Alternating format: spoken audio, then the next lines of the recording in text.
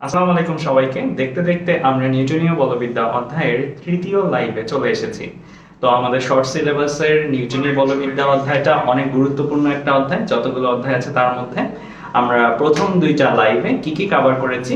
আমরা প্রথম দুইটা লাইভে নিউটনের বলের সূত্র, বলের সূত্রের সীমাবদ্ধতা আর বোর্ড কর্তৃক যে শর্ট সিলেবাস দেওয়া ছিল সেই শর্ট সিলেবাসে কয়েকটা পয়েন্ট আলাদা করে বলা ছিল, যেমন ঘোড়ার গাড়ি, নৌকার গুণ, এই জিনিসগুলো আমরা ধরে ধরে আলোচনা করেছি। আশা করি তোমরা আজকে যারা আমার সাথে ক্লাসে আছো তারা সবাই আগের ক্লাসগুলোর পিডিএফ এবং ক্লাস উভয়ই ভালোভাবে দেখে ফেলেছো। তো ওই পিডিএফ গুলো যদি ভালোভাবে চর্চা করে থাকো, এখন থেকে কিন্তু আমরা নতুন একটা পোর্শনে ঢুকবো। আমরা এখন থেকে জড়তার ভ্রামক, টর্ক, কেন্দ্রবিমুখী বল, বাকি এই যে পোর্শন গুলো রয়েছে এই পোর্শন গুলো আগামী 1 বা 2 ক্লাস শেষ করার চেষ্টা করব। তো আমি দেখে নিই আগে আমার সাথে বর্তমানে লাইভে কারা কারা যুক্ত হয়েছে। তো তোমরা কমেন্টে জানাও যে কারা কারা লাইভে যুক্ত হয়েছো, আর তারপরে আমরা আমাদের ক্লাসটা শুরু করব। আমাদের আজকে শুরু করার টপিকটা হচ্ছে বলের ঘাত নিয়ে। ঠিক আছে, এটা খুবই সিম্পল একটা টপিক, কঠিন কিছু না। সো তোমরা আস্তে ধীরে সবাই যুক্ত হও। আর যেহেতু বিগত দুইটা ক্লাসে আমি দেখেছি যে আমার ক্লাসটা শেষ হতে হতে তোমাদের পরের ক্লাসটা একবারে শুরু হয়ে যেত, তো আজকে আমরা একটু দ্রুত শেষ করে ফেলতে চেষ্টা করব। আর তোমাদের প্রত্যেকের খাতা, ক্যালকুলেটর এই জিনিসগুলোর সাথে রাখো।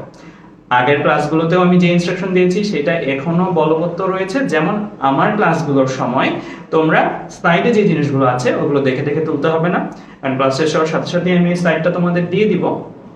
কিন্তু আমি মুখ দিয়ে যে কথাগুলো বলছি মনে করতেছো যে এগুলো তোলা দরকার, সেই জিনিসগুলো তোমরা খাতায় তুলে রাখবে। তাই খাতা, কলম, ক্যালকুলেটর এই জিনিসগুলো তোমাদের সাথে রেডি রাখবে। আচ্ছা, তো আমরা দেখতে পাচ্ছি যে আমাদের সাথে কারা কারা যুক্ত হয়েছে। মিজানুর রহমান যুক্ত হয়েছে, তাসমিয়া কাদির যুক্ত হয়েছে, তাহমিদ যুক্ত হয়েছে, মুবাশশির রহমান যুক্ত হয়েছে, মাইশা নূর যুক্ত হয়েছে।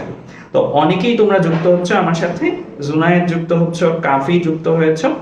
তো আমরা দেখতে পাচ্ছি মোটামুটি অনেক সংখ্যক ছাত্রছাত্রী আমাদের সাথে যুক্ত হয়ে গিয়েছে। তো আজকের ক্লাসটা যেহেতু আমি শেষের দিক দিয়ে, যেহেতু 9:30টার দিক থেকে তোমাদের আরেকটা ক্লাস আছে, সো আমি একটু দ্রুত শেষ করে দেবো। তাই আমি আর এখন সময় নিচ্ছি না, আমি বরং ক্লাসটা শুরু করে দিই। তো আমরা প্রথম আজকের যে টপিকটা নিয়ে আলোচনা শুরু করব সেটা হচ্ছে বলের ঘাত সংক্রান্ত। তো বলের ঘাত নিয়ে যে আলোচনা সেটা জানার আগে আমাদের একটা টেবিল ভালো করে জানতে হবে। এই টেবিলটা অ্যাকচুয়ালি ঘাত বল, বলের ঘাত, এই দুইটার মধ্যে পার্থক্য দেখাচ্ছে। এই দুইটা নাম খুবই কাছাকাছি। ঘাত বল একটা, বলের ঘাত আর একটা। ঘাত বল কি? আসলে ঘাত বল হচ্ছে একটা বল, বলেরই একটা ক্যাটাগরি। আর বলের ঘাতটা কি? বলের ঘাতটা সরাসরি কোনো বল না, বরং এটা বলের একটা প্রপার্টি বা বলের একটা অংশ বা একটা বৈশিষ্ট্য বা একটা ধর্ম চিন্তা করতে পারে। তো ঘাত বলটা হচ্ছে এমন ধরনের বল যেই বলগুলোর মান অনেক বেশি আর ক্রিয়াকাল অনেক কম। যেমন ধরো তোমরা চিন্তা করতে পারো যে ক্রিকেট খেলার সময় ব্যাট আর বলের মধ্যে যে সংঘর্ষটা ঘটে, ব্যাট আর বল খুবই সামান্য সময় একটা একটা সংস্পর্শে থাকে। সো যে ব্যাটসম্যান সে তো খুব জোরে মারে, দ্যাট মিনস তার বলের মানটা অনেক বেশি, বলের মান মানে ফোর্সের মান অনেক বেশি। আর যেই বলটা থাকে, এই বলটা আর ব্যাটটা যতটুকু সময় তাদের পাশাপাশি থাকে, অনেক অল্প একটা সময় না, অনেক অল্প একটা সময়। তাই আমরা বলতে পারি একটা আদর্শ উদাহরণ হিসেবে যে ক্রিকেট খেলার সময় ব্যাট আর বলের সংঘর্ষ, ওই সময় যে বলটা প্রাপ্ত হয় সেই বলটা এক ধরনের ঘাত বল। এটা বলের মতোই একটা বলই এটা আসলে। সো বল যেহেতু, তাই এটার একক নিউটন। বলের মাত্রা কি আমরা সবাই ছোটবেলা থেকে জানি, এটা হচ্ছে ml/t², অর্থাৎ ma থেকে এসেছে, রাইট? m দিয়ে হচ্ছে ভর আর l/t² দিয়ে ত্বরণ, তো ভর ইনটু ত্বরণ। সো এটা নিয়ে আমি আর কথা বাড়াচ্ছি না, এই জিনিসটা তোমরা বল সম্বন্ধেই আমরা আগের ক্লাসগুলোতে আলোচনা করেছি, 9-10-এও পড়েছো, তো এই জিনিসটা তোমরা জানো। আমাদের আলোচনার বিষয় আজকে ম্যাথ করব বলের ঘাত নিয়ে প্রথমে। সো বলের ঘাত নিয়ে যদি দেখি, বলের ঘাত প্রথমেই বলেছি এটা সরাসরি বল না। এটা সরাসরি বল না, এটা কি? এটা বলের সাথে তুমি যদি বলের ক্রিয়াকাল গুণ দাও, বল আর সময় এই দুটি জিনিস গুণ দিলা তুমি, বল আর বলের ক্রিয়াকাল, ক্রিয়াকাল কি একটা সময়। সো এই দুটি জিনিস যদি তুমি গুণ দাও, তাহলে তুমি যেই রাশিমালাটা প্রাপ্ত হবা সেই রাশিমালাটাকে আমরা বলতেছি কি? বলের ঘাত। সো এটা আসলে f না যে ইকুয়াল টু, বরং f ইনটু t, f এর সাথে একটা রাশিমালা গুণ করা আছে।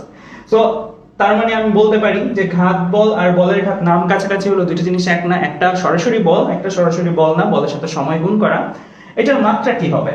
জাস্ট এটার মাত্রার সাথে একটা ক্যাপিটাল টি গুণ করে দাও। ক্যাপিটাল টি গুণ করে দিলে এখানে ml/t² আছে, একটা ক্যাপিটাল টি গুণ যাওয়া এখানে কি হবে ml পার টি, মানে একটা টি গুণ গেছে, গুণ যাওয়াতে এখানে টি টু দি পাওয়ার মাইনাস 2 মানে কি দুইটা টি ভাগ আকারে ছিল আর এখন একটা টি ভাগ আকারে, কারণ একটা গুণ যাওয়ার কারণে কাটাকাটি চলে গেছে। সো এটা তোমরা সিম্পল জিনিস, তোমরা সবাই জানো এই জিনিসটা কিভাবে এসেছে। ঘাত বলের একক ছিল নিউটন আর আমার বলের ঘাতের একক কি নিউটন সেকেন্ড, জাস্ট গুণ আকারে নিউটনের সাথে সেকেন্ড, মানে সময়টা গুণ আকারে থাকবে। তো এই হচ্ছে আমাদের কি বলের ঘাত নিয়ে প্রাথমিক একটা ধারণা। সো কনফিউজ করে ফেলো, তাই আমি পার্থক্য রূপে এটা দেখিয়েছি। এরপরে সূত্র দেখবো, সূত্রগুলো বেসিক্যালি আমার পুরনো স্লাইডে আমি আগে ইউটিউবে তোমাদের যা পড়েছি সেটাই, কারণ নতুন সূত্র তো আর নাই, বাট ম্যাথগুলো কিন্তু আমরা নতুন নতুন করব, এই জিনিসটা একটু ভালো করে দেখে নিবা। সো যে দিয়ে আমরা বলের ঘাতটাকে বোঝাই, সো বলের ঘাতের সূত্র আমি বলেছি F ইন্টু টি, এখানে তাই লেখা আছে F ইন্টু টি। আর এই জায়গা থেকে এই জিনিসটা কিভাবে আসলো, খুবই সিম্পল হিসাব। F কে কি লিখতে পারো এম এ, F কে কি লিখতে পারো এম এ, F কে এম এ লিখলা, A কে আবার কি লিখতে পারো V minus u by t, A কে কি লিখতে পারো V minus u by t. So F কে তার মানে একবারে লেখা আছে m V minus u by t. So divide by t আছে, গুণ আকারে টি আছে, কাটাকাটি যে এই জিনিসটা থাকে। সো এই জিনিসগুলো যেহেতু খুবই সিম্পল হিসাব, তাই কিন্তু আমি আর ক্যালকুলেশনটা লিখে দেখাচ্ছি না, কারণ এগুলোতে আমাদের সময় ব্যয় করার মতন সময় কিন্তু আসলে নাই। আমরা এই জিনিসগুলো কিভাবে আসলো সেই জিনিসগুলো যদি তোমাদের জানার ইচ্ছা থাকে, সো আমারই ক্লাস আছে নিউটনিয়ান বলবিদ্যার উপরে প্লেলিস্ট, আমি অলরেডি তোমাদের গ্রুপটাতে পোস্ট করেছি, সেখানে দেখলে এগুলো আমি লিখে লিখে ভাঙিয়ে ব্যাখ্যা করে দিয়েছি। সো আপাতত আমরা প্রয়োগমূলক ক্লাস করবো, আপাতত আমরা এই ক্লাসগুলো করব যে ক্লাসগুলো করলে নাম্বার আসে, পরীক্ষা হলে নাম্বার আসে। সো এখন আমরা পরীক্ষার্থী হয়ে গিয়েছি, শিক্ষার্থীর জন্য ডিরাইভেশন শেখাটা জরুরি, বাট পরীক্ষার্থীর জন্য ডিরাইভেশন শেখাটা ততটা জরুরি না, তার আরো অনেক কিছু জানার আর প্র্যাকটিস করার আছে, সেই জায়গাগুলোতেই আমরা গুরুত্ব দিতে চাই। So J equal to F into T একটা formula, J equal two mv minus mu, মুখে মুখে আমি বলেছি, ডিরাইভেশন দেখতে চাইলে আমার পুরনো ক্লাসগুলো। So J equal two mv minus mu, এখানে পরিচয় কি, m হচ্ছে একটা বস্তুর উপরেই তো আমরা বল দিচ্ছি, রাইট?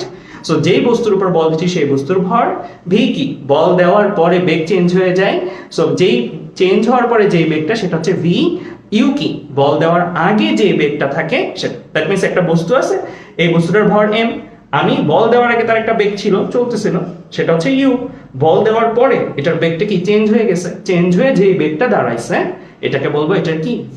সো এখানে প্রত্যেকটার পরিচয় আলাদা করে লেখা আছে। সো এই জিনিসগুলো আর বাড়তি করে খাতায় তুলতে হবে না, আমরা এখন ম্যাথে চলে যাব। তো এই জায়গাটার মধ্যে তাহলে আমরা j এর কয়টা সূত্র নিয়ে যাচ্ছি, দুইটা সূত্র। j কে f আর t দেওয়া থাকলেও বের করা যায়, m v আর u দেওয়া থাকলেও বের করা যায়। তো এবার চলো আমরা একটা ম্যাথে চলে যাব। সো এই ম্যাথগুলো আমাদের জন্য ইম্পর্টেন্ট, এগুলো আমাদের বোর্ড পরীক্ষায় আসতে পারে। ম্যাথটাতে কি বলেছে একটু দেখে নিই। 8 মিটার ওপর থেকে 80 গ্রাম ভরের একটি টেনিস বল ছেড়ে দেওয়া হলো, ভূমিতে পড়ে তা আবার 6 মিটার পর্যন্ত উপরে উঠলো, ভূমিতে সংঘর্ষকালে বলের ঘাত কত, আর সংঘর্ষকাল যদি 0.04 সেকেন্ড হয় তখন গড় বল কত সেটা জানতে চাওয়া হয়েছে। দুইটা জিনিস জানতে চাওয়া হয়েছে, আমার কাছে বলের ঘাত জানতে চাওয়া হয়েছে আর গড় বল জানতে চাওয়া হয়েছে। দ্যাট মিন্স চলক দিয়ে বললে জে জানতে চাওয়া হয়েছে আর এফ জানতে চাওয়া হয়েছে, জে আর এফ এই দুটো জিনিস জানতে চাওয়া হয়েছে। কি কি দেয়া আছে আসলে আমার কাছে কত উপর থেকে মেরেছি আর কত গ্রাম ভরের বস্তুটা সেটা দেওয়া আছে। সো এখানে কিন্তু আলাদা করে ভি ইউ দেওয়া নেই। সো আমাদের আগে ঘটনাটা বুঝতে হবে, ঘটনাটা বোঝার জন্য আমরা কিসের সাহায্য নিতে পারি, অ্যানিমেশন। সো আমরা চলো আগে অ্যানিমেশন দিয়ে ঘটনাটা বুঝে নিই, তারপরে আমরা ম্যাথ করা শুরু করব।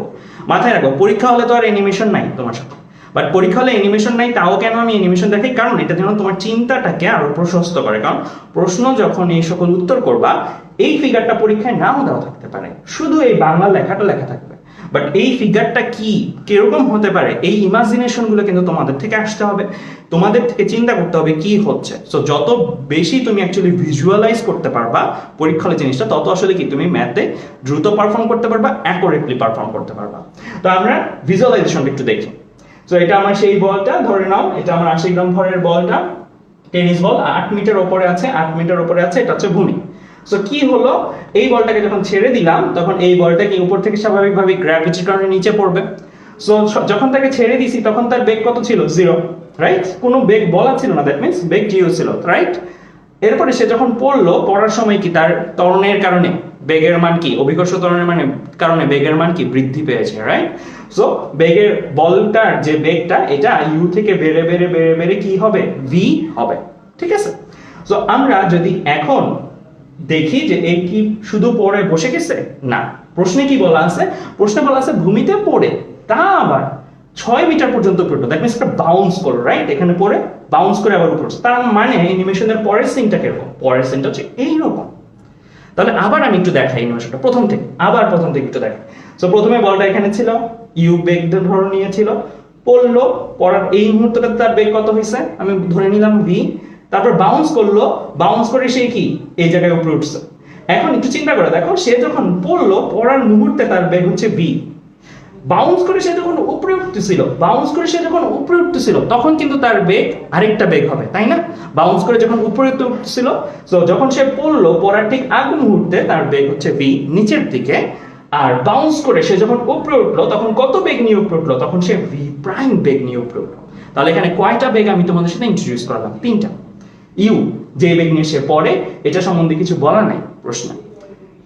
ভি, ভি কোনটা, পড়ার ঠিক আগ মুহূর্তে এই পয়েন্টে নিচের দিকে সেই যে বেগটা পাচ্ছে সেটা হচ্ছে ভি। ধাক্কা খেলো, মেঝের সাথে ধাক্কা খেলো, ধাক্কা খেয়ে সে বাউন্স করে উপরে উঠলো, বাউন্স করে সে যখন উপরে উঠতেছে, তখন তার বেগটা কত হয়েছে, এটা ধরে নিলাম ভি প্রাইম। তাহলে 3টা বেগের কথা আমি বললাম। এই ভি প্রাইম বেগে সে কোথা পর্যন্ত উঠছে, 6 মিটার পর্যন্ত উঠছে। 6 মিটার পর্যন্ত উপরে উঠে কি সে থেমে গেছে? যদি সে না থামতো তাহলে তো আরো উপরে উঠতো, তার যদি বেগ থাকতো তাহলে সে আরো উপরে উঠতো। তার মানে এখান থেকে পড়লো, বাউন্স করলো, বাউন্স করে এই জায়গায় আসছে। এটা হচ্ছে ওভারঅল ঘটনাটা, এটা হচ্ছে ওভারঅল ঘটনাটা। সো এই ঘটনাটার মধ্যে চলো আমরা এখন ম্যাথ করা শুরু করব। সো আমরা প্রথমে ভি কে যদি একটু বের করতে চাই, সো আমরা এখানে ভর পাচ্ছি, সংঘর্ষ কাল পাচ্ছি। সো আমি ভরটাকে গ্রামকে কেজিতে নিয়ে নিলাম। কিভাবে নিতে হয় তোমরা জানো, গ্রামকে 1000 দিয়ে ভাগ দিলে কেজিতে চলে আসে, 1000 দিয়ে ভাগ দেওয়া হয়েছে। আর যে সংঘর্ষ কাল, এটা 0.04 সেকেন্ড, এই 0.04 সেকেন্ড আমি লিখে রেখেছি। তো আমরা V square equal to U square plus 2as, এটা আমাদের ছোটবেলার ফর্মুলা, এটা আমরা সবাই জানি। তোমরা বলতে পারো ভাই আমাদের তো গতিবিদ্যা নাই, বলে রাখি গতিবিদ্যা নাই, বাট নিউটনীয় বলবিদ্যা অধ্যায়ে কিন্তু তোমার গতিবিদ্যার যে ফর্মুলাগুলো আছে সেগুলো কিন্তু খুব বেশি কাজে লাগবে, আমি বলে দিলাম এটা। So V square equal to U square plus 2as, এই ফর্মুলাটার মধ্যে ইউ কোন জায়গাটার বেগ, ইউ এই জায়গায় থাকাকালীন বেগ, ভি কোন জায়গাটার বেগ, পড়ার মুহূর্তে ঠিক আগ মুহূর্তে যে বেগটা আছে সেটা হচ্ছে ভি, আর এ কি অভিকর্ষজ ত্বরণ নিচের দিকে, আর এস কি আমার সরণ। প্রথমে কতটুকু সরণ সে পড়লো, 8 মিটার, ঠিক আছে, 8 মিটার। সো ইউ এর ভ্যালু দেওয়া নাই, তার মানে কি আমরা ধরে নিব স্থির অবস্থা থেকে পড়ছে। সো ইউ এর ভ্যালু 0, দ্যাট মিন্স এই জায়গায় সে পড়ার আগে দিয়ে তার বেগটা ছিল কত, 0। তাহলে আমরা এই রকম লিখতে পারি না, v ইকুয়াল টু √2gh। কি করলাম, এটার জায়গায় 0 লিখলাম, a এর জায়গায় g লিখলাম, s এর জায়গায় h লিখলাম, একই কথা কিন্তু s আর h না লিখলেও সমস্যা নাই। আচ্ছা, সো g এর জায়গায় 9.8, h কতটুকু হাইট পড়ছে সে, 8 মিটার পর্যন্ত হাইট সে পড়ছে, 8 মিটার, দ্যাট মিন্স আমি h এর জায়গায় 8 মিটার বসাবো। তাহলে আমার v হিসাব করে কত আসছে, 12.52 metre per second. That means সে যখন 0 মিটার পার সেকেন্ড বেগ থেকে পড়তেছিল, তখন তার বেগ বাড়তেছিল, বেড়ে বেড়ে বেড়ে বেড়ে বেড়ে বেড়ে এই জায়গায় কত হচ্ছে, 12.52 মিটার পার সেকেন্ড। এখন এই জায়গায় সে কিছু বেগ সংঘর্ষ হয়েছে একটা ফ্লোরের সাথে, কিছু বেগ লস করবে, লস করার পরে তার বেগটা কত হবে, ভি প্রাইম, আর ভি প্রাইমটা কি অপোজিট দিকে, অপোজিট দিকে তাকে উপরের দিকে উঠতে সাহায্য করবে। ওকে, আমরা এখন ভি প্রাইম বের করব। তোমরা একটু কমেন্টে জানাও তো আমাকে ভি প্রাইমটা কিভাবে বের করা যায়, ভি প্রাইমটা আমরা কিভাবে বের করতে পারি, একটু কমেন্টে জানাও ভি প্রাইমটা কিভাবে বের করতে পারি। ভি প্রাইম কোন বেগটা, বাউন্স করে সে যখন উপরে উঠে, বাউন্স করে সে যখন উপরে উঠে তখন কত বেগে সে উপরে ওঠে। একটু কমেন্টে তোমরা জানাও যে ভি প্রাইমটা আমরা কিভাবে বের করতে পারি, সবাই একটু কমেন্টে জানাও। তো সবাই একটু কমেন্টে জানাও যে ভি প্রাইমটা আমরা কিভাবে বের করতে পারি।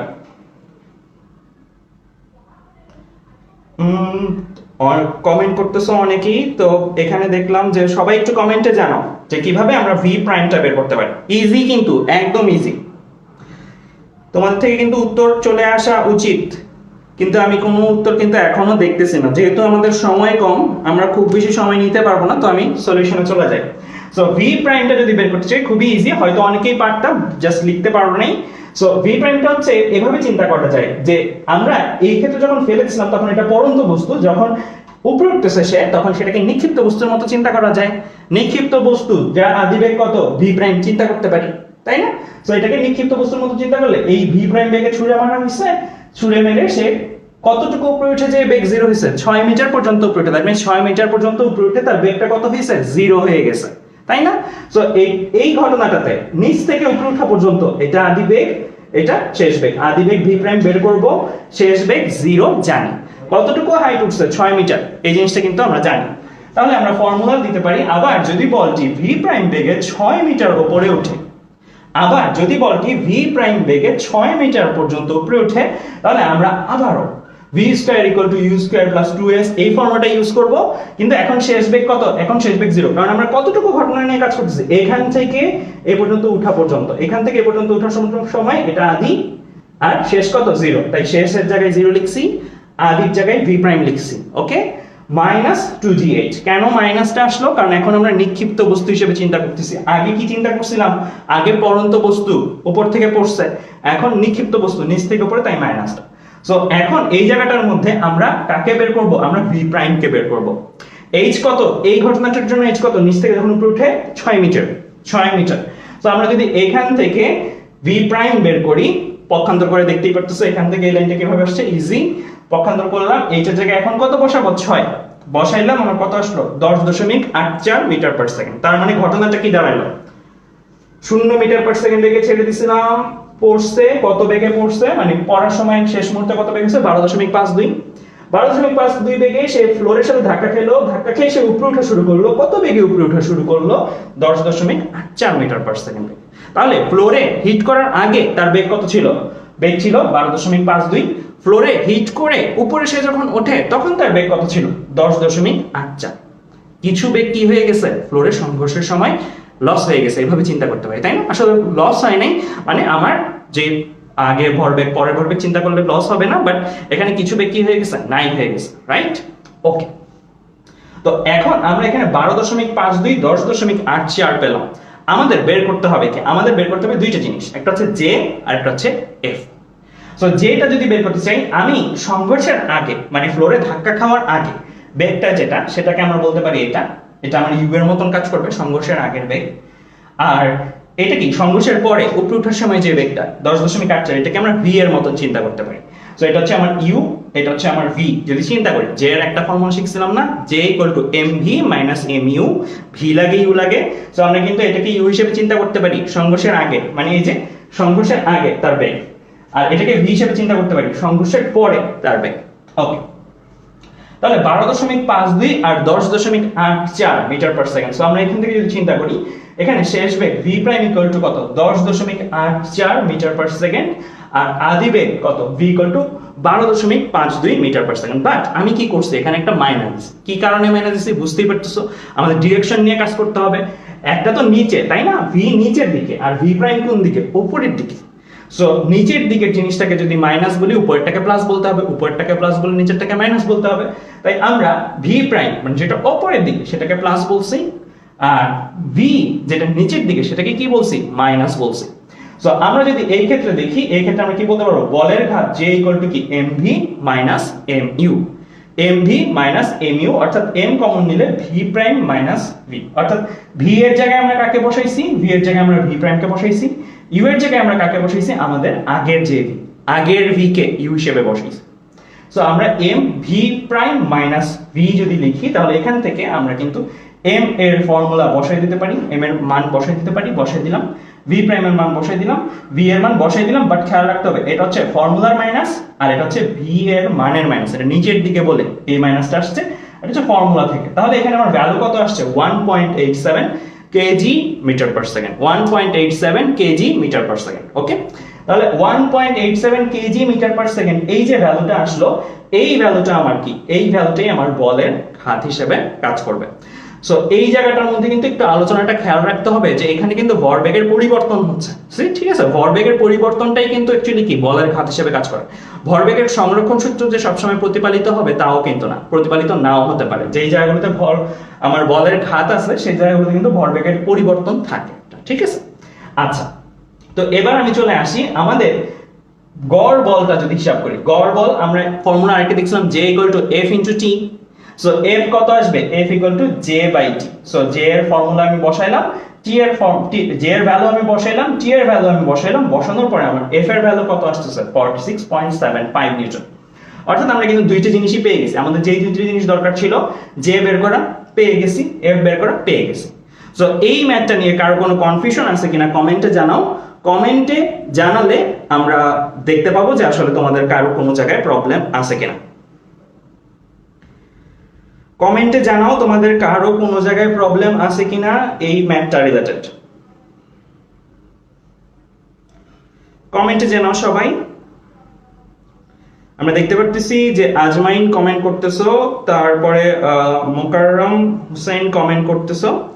তো সবাই বলো যে কারো কোনো জায়গায় কনফিউশন আছে কিনা। একজন বলছো তাজওয়ানি চৌধুরী আদি বেগ প্লাস ধরে শেষ বেগ মাইনাস করে ধরলে হবে কিনা। তখন অ্যাকচুয়ালি খেয়াল রাখবা বলের ঘাত যে রাশিমালাটা আসতেছে সেটা কি রাশি, একটা ভেক্টর রাশি না স্কেলার রাশি, ভেক্টর রাশি, রাইট। তো তখন কিন্তু তোমার দিতে হইতো ভেক্টর রাশিটা, ধরো তুমি ডান দিকে প্লাস ধরলে বাম দিকে বেগ থাকলে বাম দিকের বেগটাকে কি বেগ বলবা, মাইনাস বলবা। সো তুমি যেই দিকে পজিটিভ ধরছো, তুমি যদি আদি বেগকে পজিটিভ ধরো তাহলে ওইটাকে প্লাস ধরে বাকিগুলো কিন্তু অন্যভাবে চিন্তা করতে হবে। সো তখন তোমার মেনশন করে দিতে হবে প্রশ্নে যে কেন মাইনাস আসলো, মাইনাসটা আসলে কি বোঝাচ্ছে, তখন বলে দিতে হবে যে আদি বেগের সাপেক্ষে বলের ঘাত মাইনাস এত, আদি বেগের সাপেক্ষে। সো এই সাপেক্ষে কথাটা লিখে দিতে হবে যদি তোমরা ওইরকম করে দাও। আচ্ছা, সো এই ম্যাথটার মধ্যে অ্যাকচুয়ালি কঠিন তেমন কিছু ছিল না, জাস্ট একটু গতির সূত্র ব্যবহার করতে হয়েছে, বাট এটা বেসিক ম্যাথই। বলের ঘাতের যে বেসিক ম্যাথগুলো ছিল, আমি তোমাদের একটা ম্যাথ করেছিলাম আমার মনে আছে যে ইউটিউবে, সেটা এরকম ছিল, একটা দেয়াল ছিল, দেয়ালে আমি একটা বল ছুঁড়ে মারলাম, বলটা বাউন্স করে আমার কাছে আসলো ক্যাচ ক্যাচ খেলার মতন। সো ওইটার মধ্যে কি ছিল, এক্স অক্ষ বরাবর ছুঁড়ে মারছি, এক্স অক্ষ বরাবর ছুঁড়ে মারছি, তাই গ্র্যাভিটি ছিল না। আর আজকের ম্যাথটা কি, ওয়াই অক্ষ বরাবর ছুঁড়ে মারছি, ওয়াই অক্ষ ছুঁড়ে মারছি আমি ছেড়ে দিছি। সো ওয়াই অক্ষ বরাবর ছেড়ে দিছি বলে এখানে গ্র্যাভিটি মানে জি এর একটা ভূমিকা কিন্তু আছে, ঠিক আছে। সো আমার এই জিনিসটা একটু খেয়াল রাখতে হবে যে এক্স অক্ষ বরাবর মারতে পারে, ওয়াই অক্ষ বরাবর মারতে পারে। আমি আগের ম্যাথগুলোতে ইউটিউবের ম্যাথটাতে এক্স অক্ষ বরাবর করছিলাম, এটা সিম্পল ছিল, আর এটা ওয়াই অক্ষ বরাবর একটু হিসাব করে নিতে হয়েছে আমার আগে, ঠিক আছে। ওকে ফাইন, এবার আমরা চলে আসবো আমাদের পরের আলোচনাটার মধ্যে। আমাদের এরপরে যে প্রবলেমটা, এই প্রবলেমগুলো খুবই গুরুত্বপূর্ণ। এই যে প্রবলেমটা আমি তোমাদের করাচ্ছি এটা বুয়েট ভর্তি পরীক্ষায় এসেছিল। সো এই প্রবলেমগুলো ইনফ্যাক্ট বুয়েটের জন্য না, তোমার বুয়েট ছাড়াও অন্যান্য ইউনিভার্সিটি ইনফ্যাক্ট বোর্ডেও এই প্রবলেমগুলো দেয়। কাদামাছির মধ্যে প্রবেশ করা, বাধাদানকারী বল নির্ণয় করা, এই জিনিসগুলো কিন্তু তোমার পরীক্ষা হলে এসেও পড়তে পারে। সো এই জিনিসটা একটু সুপার ইম্পর্টেন্ট, সবাই একটু ভালো করে মনোযোগ দাও এই ম্যাথটা করার সময়। আচ্ছা, এখানে কি দেয়া আছে, দেয়া আছে যে 8 কেজি ভরের একটি বস্তু 10 মিটার ওপর দিয়ে 10 মিটার ওপর পড়ে বালিতে 50 সেন্টিমিটার প্রবেশ করে থেমে গেল। বস্তুর ওপর বালির গড় বাধা নির্ণয় করো। এখানে জিনিসটা ভিজুয়ালাইজ করতে পারলে ইজি হয়ে যাবে। সাপোজ এটা বালি, হ্যাঁ সাপোজ এটা বালি, আর ওইটা হচ্ছে আমার বস্তুটা, এটা আছে কত উপরে, এটা আছে 10 মিটার উপরে। এটা কি হবে, এটা নিচে পড়বে, নিচে পড়ে কি বালির মধ্যে প্রবেশ করতে শুরু করবে, প্রবেশ করে কি হবে, থেমে যাবে। এমন না যে প্রবেশ করতেই থাকবে, প্রবেশ কিছু দূর করে কি সে থেমে যাবে। ওকে, তাহলে এইখানে দেখো 8 কেজি ভরের একটা বস্তু 10 মিটার উপর থেকে পড়ে বালিতে 50 সেন্টিমিটার প্রবেশ করে থেমে যাবে। এই ঘটনাটা আমরা একটু দেখব। সো দেখার পূর্বে আমরা ম্যাথ করতে করতে দেখব, তাহলে কি জিনিসটা আমাদের বুঝতে সুবিধা হবে। এই যে এই বস্তুটাকে আমরা ছেড়ে দিব, এই বস্তুটা এখন আনবে 0, বাট ছেড়ে দিলে সে যখন প্রবেশ করবে এই বালিটার মধ্যে প্রবেশ করার মুহূর্তে তার কিন্তু একটা বেগ অর্জন হয়ে যাবে, তাই না? গ্র্যাভিটির কারণে নিচের দিকে পড়তেছে, ঠিক আগের ম্যাথটার মতন ছেড়ে দিলাম, নিচের দিকে একটা পড়ার মুহূর্তে একটা বেগ অর্জন হয়ে যাবে। তো প্রথমে চলো ওই বেগকে আমরা নির্ণয় করতে পারবো না, ঠিক আগের ম্যাথটার মতন। সো ঠিক আগের ম্যাথটার মতন কিন্তু ওই জিনিসটা আমরা করে ফেলতে পারবো। v² = u² + 2as। এই ফর্মুলাটাতে বালুতে পড়ার মুহূর্তের বেগ মানে ঠিক আগ মুহূর্তে সে যখন জাস্ট পড়বে, এই জায়গায় আসলো, আগে কোথায় ছিল, এখানে, জাস্ট সে যখন এখানে আসলো তখন তার যে বেগটা অর্জন হয় সেই বেগটা আমরা বলছি v = √2gh। কিভাবে আসছে, u এর ভ্যালু কত, ছেড়ে দিয়েছিলাম কি স্থির অবস্থা থেকে ছেড়ে দিয়েছিলাম, দ্যাট মিন্স u হচ্ছে 0, ঠিক আছে। a কত, গ্র্যাভিটি ছাড়া অন্য কোনো ত্বরণ নাই, সো a এর ভ্যালু হচ্ছে 9.8 মানে g এর ভ্যালু। s কতটুকু হাইট করতে দিছি আমি তাকে, 10 মিটার হাইট করতে দিছি, সো a এর ভ্যালু আমার 10। তো আমি এখানে হিসাব করলে আমার কত আসে, 14 মিটার পার সেকেন্ড। এই বেগটা কোন দিকে কাজ করতেছে, অবভিয়াসলি নিচের দিকে, কারণ গ্র্যাভিটিটাকে নিচের দিকে টানতেছিল। তার মানে সে যখন ঠিক পড়ার আগ মুহূর্তে এই অবস্থাটাতে আছে তখন তার নিচের দিকে একটা বেগ আছে, কত মানের বেগ আছে, 14 মিটার পার সেকেন্ড মানের বেগ আছে, ভিটা আমি লিখে রাখছি। ওকে, আচ্ছা এখন কি হবে, এখন সে আরো ভিতরে ঢুকবে, কতটুকু ভিতরে ঢুকবে বলা আছে 50 সেন্টিমিটার। ঢুকে কি হবে, সে থেমে যাবে নাকি আরো যাবে? থেমে যাবে বলা আছে প্রশ্নে। সো অ্যানিমেশন দিয়ে দেখি আমরা। সো পরের অংশটার মধ্যে দেখো কি হয়েছে, এই জিনিসটা আরো নেমে গেছে, আরো নেমে গেছে কত 50 সেন্টিমিটার। 50 সেন্টিমিটার মানে মিটারে নিলে আমি কত 0.5 মিটার। সে আরো ভিতরে ঢুকলো, কতটুকু ঢুকলো 50 সেন্টিমিটার মানে 0.5 মিটার ঢুকলো, ঢুকে থেমে গেছে, ঢুকে থেমে গেছে। তাহলে খেয়াল করো, সে যখন ঠিক বালির উপরে ছিল তখন তার বেগ ছিল 14 metre per second. 14 metre per second কমে কমে কমে কমে কত হয়ে গেছে, 0 হয়ে গেছে। কতটুকু যাওয়ার পরে 0.5 মিটার যাওয়ার পরে। আশা করি ঘটনাটা ভিজুয়ালাইজ করতে পারছো, তাই না?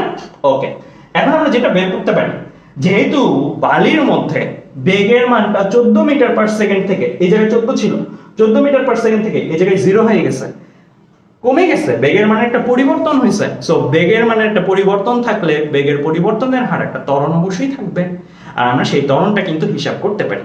তো সেই ত্বরণটা আমরা হিসাব করতে পারি কোন ফর্মুলা থেকে? সেই ত্বরণটাও কিন্তু আমরা এই ফর্মুলাটা থেকে হিসাব করতে পারি, v square equal two u square plus 2as, right? এখন একটু বলে রাখি, এইখানে v কে u কে এই ফর্মুলাটা ইউজ করছে, এখানে এখানে v কে u কে আমরা ঠিক পড়ার আগ মুহূর্তে আদিবেগ যেটা, সেটা কি পড়ার আগ মুহূর্তে ঠিক আদিবেগ যেটা, সেই আদিবেগটা কি, আদিবেগটা হচ্ছে 14 মিটার পার সেকেন্ড। সে যখন পড়লো, পড়ে এই জায়গায় আসলো, তখন তার শেষ বেগটা কত হয়েছে, থেমে গেছে মানে 0। তাই এই শেষ বেগ হিসেবে আমরা বসাইছি 0, আদিবেগ হিসেবে বসাইছি আগের ভিটাকে, আগের ভিটাকে আদিবেগ হিসেবে বসাইছি দ্বিতীয়বার বালির ভেতরে ক্যালকুলেশন করার সময়। তাহলে শেষ বেগ স্কয়ার ইকুয়াল টু আদিবেগ স্কয়ার প্লাস 2 ইনটু ত্বরণ ইনটু যতটুকু দূরত্ব সে যায়, কতটুকু দূরত্ব সে যায় 0.5 মিটার। সো আমি এখানে s এর জায়গায় বসাইলাম কত 0.5। ওকে, তাহলে এইখানে দেখো আমরা a এর ভ্যালুটা কিন্তু ক্যালকুলেট করে ফেলতে পারি, কারণ v একটু আগে বের করছি, আমরা a এর ভ্যালুটা ক্যালকুলেট করে ফেলতে পারি। a এর ভ্যালু কত আসছে, মাইনাস আসছে, মানে এটা মন্দন। এটা একটু দিক দিয়ে চিন্তা করি, মন্দন তো আমরা বললাম বেগ কমার হার, বাট দিক দিয়ে যদি চিন্তা করি তাহলে এটা কোন দিকে কাজ করতেছিল, এই মন্দনটা কোন দিকে আসলে কাজ করতেছিল চিন্তা করে দেখো। আমার এই জিনিসটা নিচের দিকে যাচ্ছিল, যদি ত্বরণও নিচের দিকে কাজ করতো তাহলে তো সেই নিচের দিকে আরো বেশি যেত, তাই না? সে নিচের দিকে আরো বেশি যেত। অবশ্যই এটা উপরের দিকে কাজ করছে। একটা বস্তু তোমার কাছে আসতেছে, একটা সাইকেল বন্ধু তোমার সাইকেল চালায় তোমার দিকে আসতেছে, তুমি সাইকেলটা ধরলা, তুমিও একটু পিছায় গেলা সাইকেলটা সহ, কারণ সাইকেলটা একটা স্পিডে আসতেছিল, তুমি একটু পিছায় গেলা, বাট তুমি আলটিমেটলি থামাইতে পারছো। তাহলে তুমি কোন দিকে বল দিছো, সাইকেল আসতেছিল এদিক দিয়ে, তুমি অবশ্যই সাইকেল যেদিক দিয়ে আসতেছিল তার বিপরীত দিকে বল দিছো, তাই তো সাইকেলের বেগটা একটা সুনির্দিষ্ট মান থেকে তুমি 0 করতে পারছো, তাই না? সো এই ক্ষেত্রে এই যে ত্বরণটা আসলো, এই ত্বরণটা আসলে কোথায় কাজ করবে, এই ত্বরণটা আসলে উপরের দিকে কাজ করবে। So minus 196 metre per second square, এটা আমরা বের করলাম মন্দন দেখে মাইনাস, বাট দিক দিয়ে যদি চিন্তা করি তাহলে দিক নিয়ে চিন্তা করলে এটা আসলে কোন দিকে কাজ করবে, এটা উপরের দিকে কাজ করবে, তাই না? বস্তুটা নিচের দিকে পড়তেছিল, নিচের দিকে তার একটা বেগ ছিল, উপরের দিকে ত্বরণ কাজ করলেই তো ওই বেগটা কমে 0 হওয়া পসিবল, তাই না? নিচের দিকেও বেগ ছিল, নিচের দিকেই ত্বরণ কাজ করলে এটা তো নিচের দিকেই আরো বেশি যাইতো, তাই না? ওকে, সো আমার বাধাদানকারী ত্বরণ 196 মিটার পার সেকেন্ড স্কয়ার বলতে পারি। এটা কাজ করে কোথায়, এটা কাজ করে উপরের দিকে। এটা কাজ করে কোথায়, এটা কাজ করে উপরের দিকে। যখন আমি বাধাদানকারী ত্বরণ কথাটা বলবো, যখন আমি উপরের দিকে কথাটা বলবো, তখন কিন্তু আমি আর মাইনাস ব্যবহার করব না। যখন বাধাদানকারী ত্বরণ এই কথাটা উল্লেখ করব, যখন উপরের দিকে কাজ করে এই কথাটা উল্লেখ করব, তখন কিন্তু আর মাইনাস ইউজ করব না, কারণ আমি বলেই দিছি তার দিকটা কোন দিকে। মাইনাসের ভূমিকাটা কোথায় ছিল, মাইনাসের ভূমিকাটা ছিল দিক বুঝাইতে, তাই না? দিক বুঝাইতে ছিল। বেগের দিকে ত্বরণ হইলে ওটাকে ত্বরণই বলি, বেগের বিপরীত দিকে ত্বরণ হইলে ওটাকে মন্দন বলি, ঠিক আছে? সো আমরা যদি বলেই দিই উপরের দিকে, তখন কিন্তু সেটাকে আমরা কি বলবো না, আর মাইনাস বলবো না।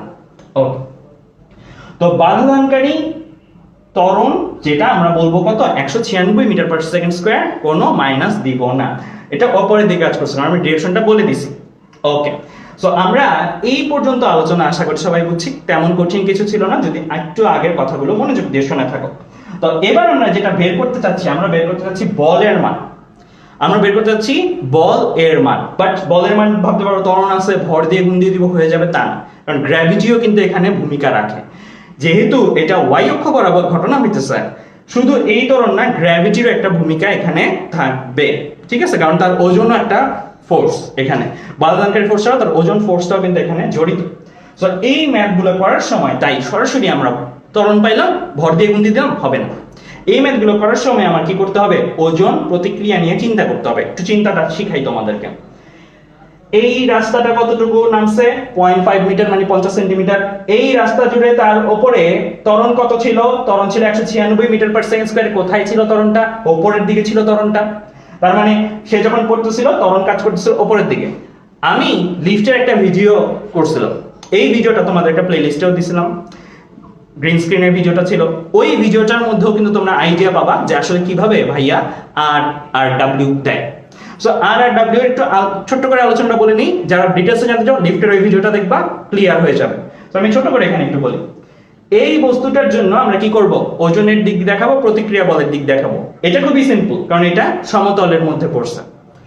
ওজন কোনো কথা নাই, সব সময় খাড়া নিচের দিকে, তার যে অভিকর্ষ কেন্দ্রটা আছে সেটা থেকে খাড়া নিচের দিকে, mg খাড়া নিচের দিকে।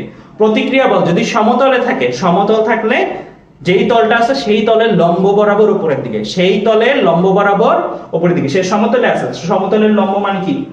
উপরের দিকে হবে। সো ওজনটাও সেই আমরা অভিকর্ষ কেন্দ্র থেকেই আঁকবো। সো এটা আমার কত? আর উপরের দিকে। তাহলে এই মুহূর্তে তার উপরে বল আছে কোনটা? mg পরিমাণ নিচের দিকে, আর বাধাদানকারী বল উপরের দিকে যেটা, সেটাকে আমরা আর বল বলতেছি। সো আর বা প্রতিক্রিয়া এটা কোন দিকে কাজ করতেছে? উপরের দিকে কাজ করতেছে।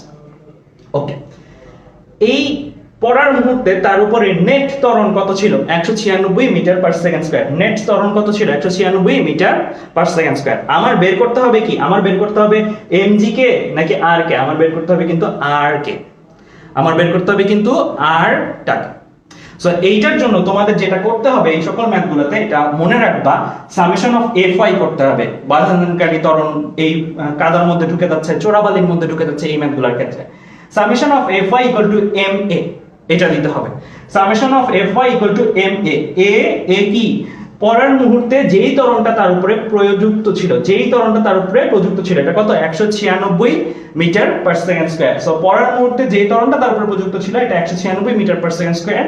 এই a এর জায়গায় তুমি 196 বসাবা, এই a এর জায়গায় তুমি 196 বসাবা। সামেশন অফ fy এর জায়গায় কি বসাবা?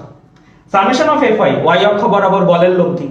সামেশন অফ fy নামটা দেখো, সামেশন মানে কি? লব্ধি। f কি? বল। y কি? y অক্ষ বরাবর। সো এইটার মধ্যে কিন্তু লুকানো আছে পরিচয়টা। সামেশন অফ fy মানে কি? y অক্ষ বরাবর বলের লব্ধি। সো y অক্ষ বরাবর কে কে আছে? mg আছে বল, w r আছে বল, এই দুটোই তো বল। 196 কি বল? এটা কিন্তু বল না, এটা কিন্তু ত্বরণ। সো r আর mg এই দুইটা আছে। সো r কোন দিকে কাজ করতেছে? উপরের দিকে।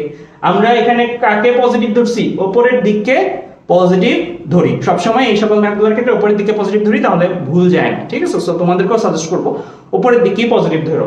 কোন জায়গায় যদি নিচের দিকে পজিটিভ ধরে করা থাকে তাহলে প্যাচ লেগে যাবে। সব সময় উপরের দিকে পজিটিভ ধরো, তাহলে বুঝতে সুবিধা। তো আর উপরের দিক, তাই এটা পজিটিভ দিছি। mg নিচের দিক, তাই এটা নেগেটিভ দিছি। কেন এই লব্ধিটা r mg, mg r হলো না? কারণ r উপরের দিকে পজিটিভ দিছি, mg নিচের দিকে, তাই নেগেটিভ দিছি। আমি তোমাদেরকে সাজেস্ট করতেছি সব সময় উপরের দিকে পজিটিভ ধরে করবা। তাই r mg equal to ma। উপরের জিনিসগুলোকে পজিটিভ ধরা আছে এই সমীকরণটার মধ্যে, তাহলে উপরে r পজিটিভ, নিচে mg নেগেটিভ। a কোন দিকে? একটু আগে বের করছি, লেখা ছিল উপরের দিকে কাজ করতেছে। সো a এটাকে কি বলবো? পজিটিভ বলবো না নেগেটিভ বলবো? এটাকেও আমরা বলবো পজিটিভ। সো এখানে a এর ভ্যালু কিন্তু -196 বসাবো না। একটু আগের পেজে -196 পাইছি, কিন্তু -196 বসাবো না। ম্যাক্সিমাম স্টুডেন্ট এই জায়গায় ভুল করে।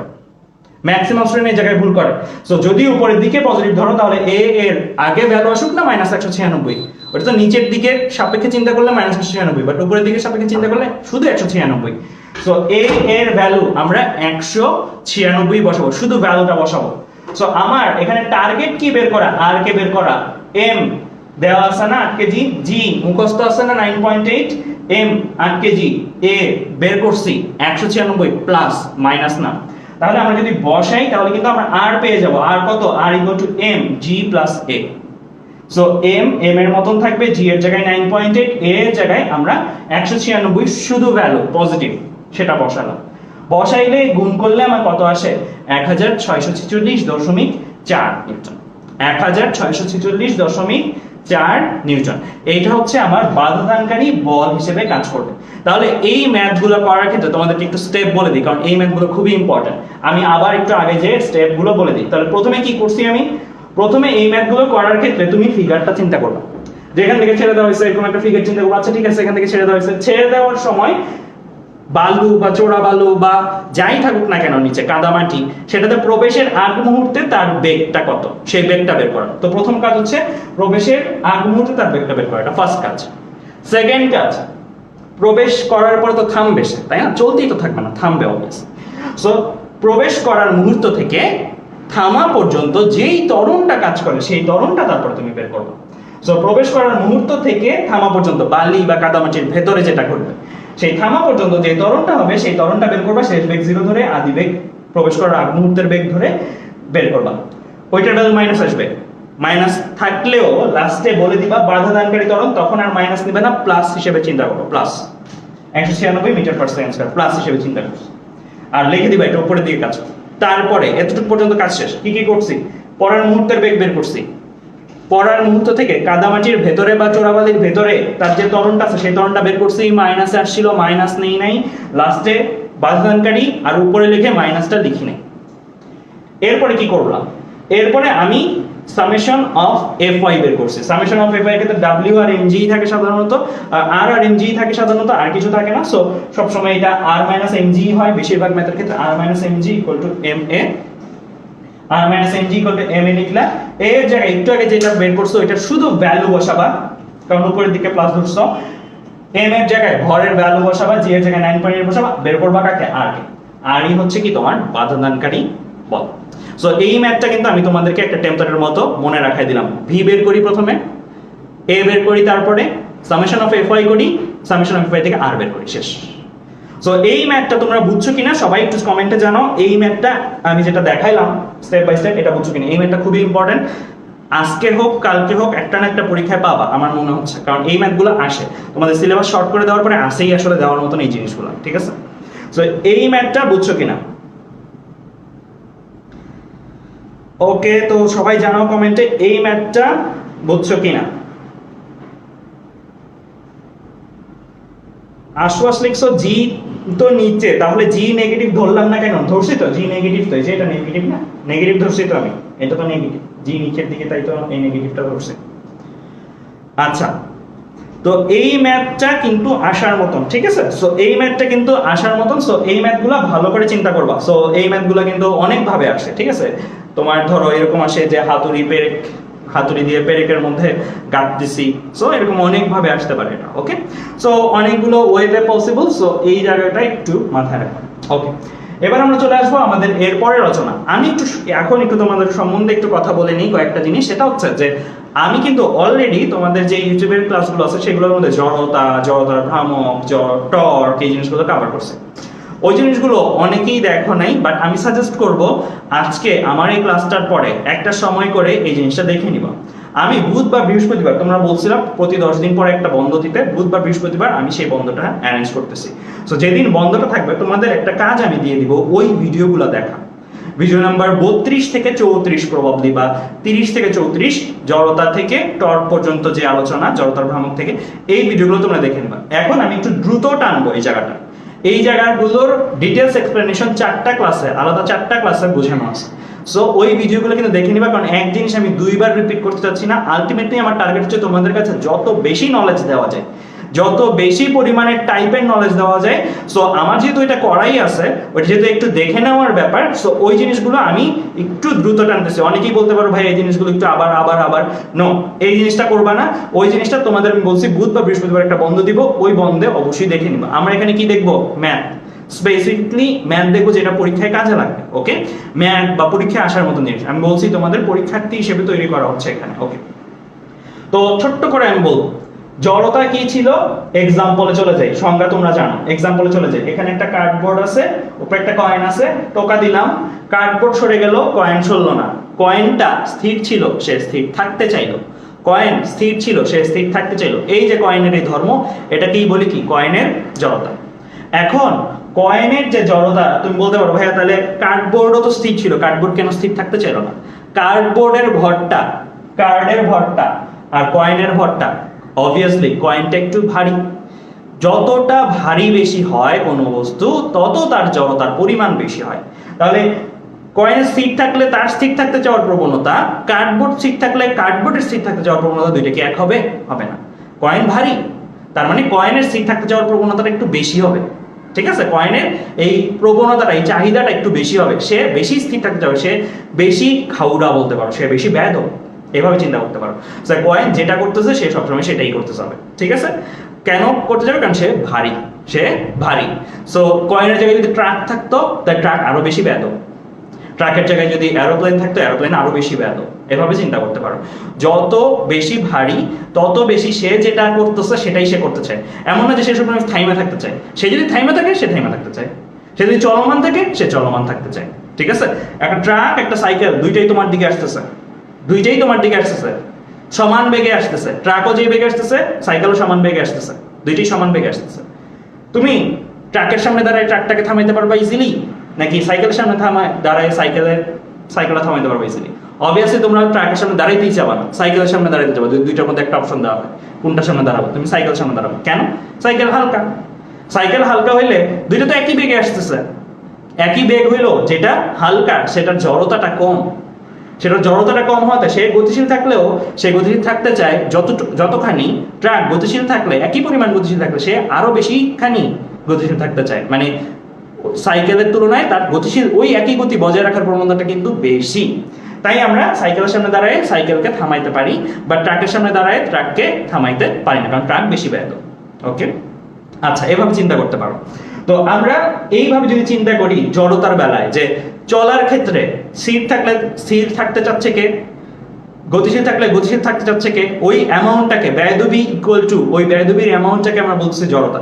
কার ক্ষেত্রে? চলার ক্ষেত্রে। চলার মানে এটা ডানে বামে উপরে নিচে সামনে পিছনে সরল রেখা বরাবর চলার ক্ষেত্রে, এটাকে আমরা বলতেছি জড়তা। চলার ক্ষেত্রে সে যেটা করে সেটাই সে যদি করতে চায়, ব্যয়দবি দেখায়, সেটাকে আমরা বলি জড়তা। চলার জায়গায় এবার ঘোড়া লাগায় দাও। ঘোড়ার ক্ষেত্রে যে যেটা করে সে যদি সেটাই করতে চায়, ব্যয়দবি দেখায়। কেউ থেমে আসিল, সে থেমেই থাকতে চায়। কেউ ঘুরতে আসিল, সে ঘুরতেই থাকতে চায়। তোমার কথা শুনতেছে না, তুমি থামাইতে থামতেছে না, তাহলে সে ব্যয়দবি করতেছে। এই জিনিসটাকে ঘোড়ার ক্ষেত্রে যদি চিন্তা করি, তখন এটাকে নাম দিই আমরা জড়তার ভ্রামক। তখন এই জিনিসটাকে নাম দেই জড়তার ভ্রামক। সামান্য পার্থক্য, চলা ঘোড়া, চলা ঘোড়া। চলার ক্ষেত্রে ব্যয়দবি দেখাচ্ছে জড়তার কারণে, ঘোড়ার ক্ষেত্রে ব্যয়দবি দেখাচ্ছে জড়তার ভ্রামকের কারণে, ঠিক আছে? সো আমি দুইটা ছোট্ট কথা একটু বোঝানোর চেষ্টা করলাম। এই জিনিসগুলো নিয়ে ডিটেলসে আলোচনা আমি বলছি এই ক্লাসগুলোতে আছে। সো আমরা বেশি সময় থিওরিতে নষ্ট করব না, আমরা সরাসরি সূত্রে চলে যাব। আমরা একটা কণার ক্ষেত্রে সরাসরি সূত্রে চলে যাই। এই জিনিসগুলোর ব্যাখ্যা প্রত্যেকটা আলাদা করে ব্যাখ্যা করা আছে, এক একটা ক্লাস 25-30 মিনিট করে আছে, ঠিক আছে? তো এগুলো আলাদা করে ব্যাখ্যা করা আছে। সো ব্যাখ্যাগুলোতে আমি যাচ্ছি না, আমি সূত্রের পরিচয়, এই সূত্র দিয়ে কি করা যায় এই জিনিসগুলো নিয়ে ফোকাস করতেছি এই ক্লাসগুলোতে। সূত্রটা কিভাবে আসছে এটা নিয়ে ক্লাস আছে, ওইগুলো দেখে নিবা। ওকে, I equal to mr square, এটা কিসের ফর্মুলা? ওই যে বলছি ব্যয়দবির পরিমাণ। ব্যয়দবির পরিমাণটা কি ঘোড়ার ক্ষেত্রে আমরা কি দিয়ে প্রকাশ করি? I দিয়ে প্রকাশ করি। যার আয় যত বেশি সে তত বেশি ব্যাধ। এভাবে চিন্তা করো, যার আয় যত বেশি সে তত বেশি ব্যাধ। তোমাকে যদি বলা হয় যে দুইটা জিনিস, এটা একটা প্রজেক্টরের প্রেজেন্টার, এটা একটা প্রেজেন্টার, আর এটা একটা মোবাইল। তোমাকে যদি বলা হয় এই প্রেজেন্টারটার আই এর ভ্যালু 10, এই মোবাইলের আই এর ভ্যালু 40। এখন যদি বলি কে বেশি ব্যাধ, তুমি ডিসিশন নিবা যার আই এর মান বেশি সে বেশি ব্যাধ। দ্যাট মিন্স মোবাইল বেশি ব্যাধ। এটা 10 বলছি, এটা 40 বলছি, সো এইটা বেশি ব্যাধ, মোবাইল বেশি ব্যাধ। সো এই জিনিসটা আসলে কি বোঝায়? ব্যাধ আই এর ভ্যালু বেশি, এটা কি বোঝায়? এটাকে এভাবে মনে রাখো, ব্যাধ মানে কি আসলে? মানে হচ্ছে এটা যদি স্থির থাকে, সে যতখানি স্থির থাকতে চায়, মানে তুমি ও স্থির আছে, তুমি বলো চল প্রেজেন্টার একটু ঘুরে আসি, সো সে একটু আইসামি করতেছে, বাট অতটাও আইসা না, সে তোমার ডাকে সাড়া দিয়ে চলে যাবে। But mobile at the same time তোমার 4 বার বলতে হবে। এটা 10 ছিল, এটা 40 ছিল না, 4 গুণ না এটা। তুমি এটা একবার বলে নিতে পারলে ওরে তোমার 4 বার বলতে হবে, তারপরে সে তোমার সাথে যাবে। দ্যাট মিন্স ওকে তুমি যদি ঘুরাইতে চাও, ওর মধ্যে তুমি যেই পরিমাণের এফোর্ট দিছো, ওর মধ্যে সেম পরিমাণের ঘুরানোটা অ্যাচিভ করতে হলে তোমার 4 গুণ এফোর্ট দিতে হবে। এটাকে 4 গুণ এফোর্ট দিতে হবে, 4 বার ধাক্কাইতে হবে, 4 বার বলতে হবে। এটা একটা মনে রাখার মতন করে বলছি। একই কথা, ও ঘুরতেছিল, অনেক নাচতেছিল, এখন তুমি ওকে একটা ঝাড়ি দিলা, এই থামো।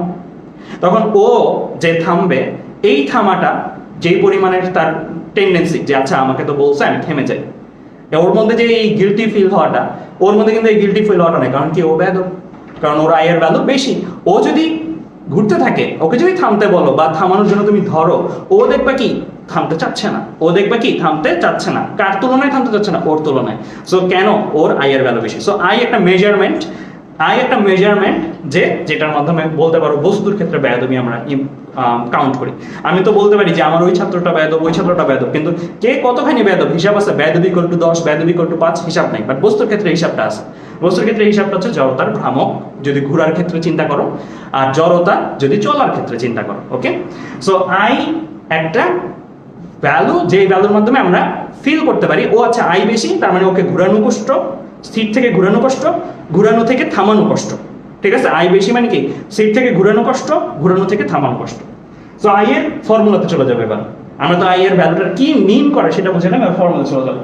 আই ইকুয়াল টু কি এম আর স্কয়ার, কার বেলায়? কণার বেলায়। কণার বেলায়, সব বস্তুর বেলায় না, শুধু কণা। কণা কি? যার দৈর্ঘ্য প্রস্থ উচ্চতা নেই, যার দৈর্ঘ্য প্রস্থ উচ্চতা নাই। বাস্তবে একটা বিন্দু ওইরকম চিন্তা করতে পারো।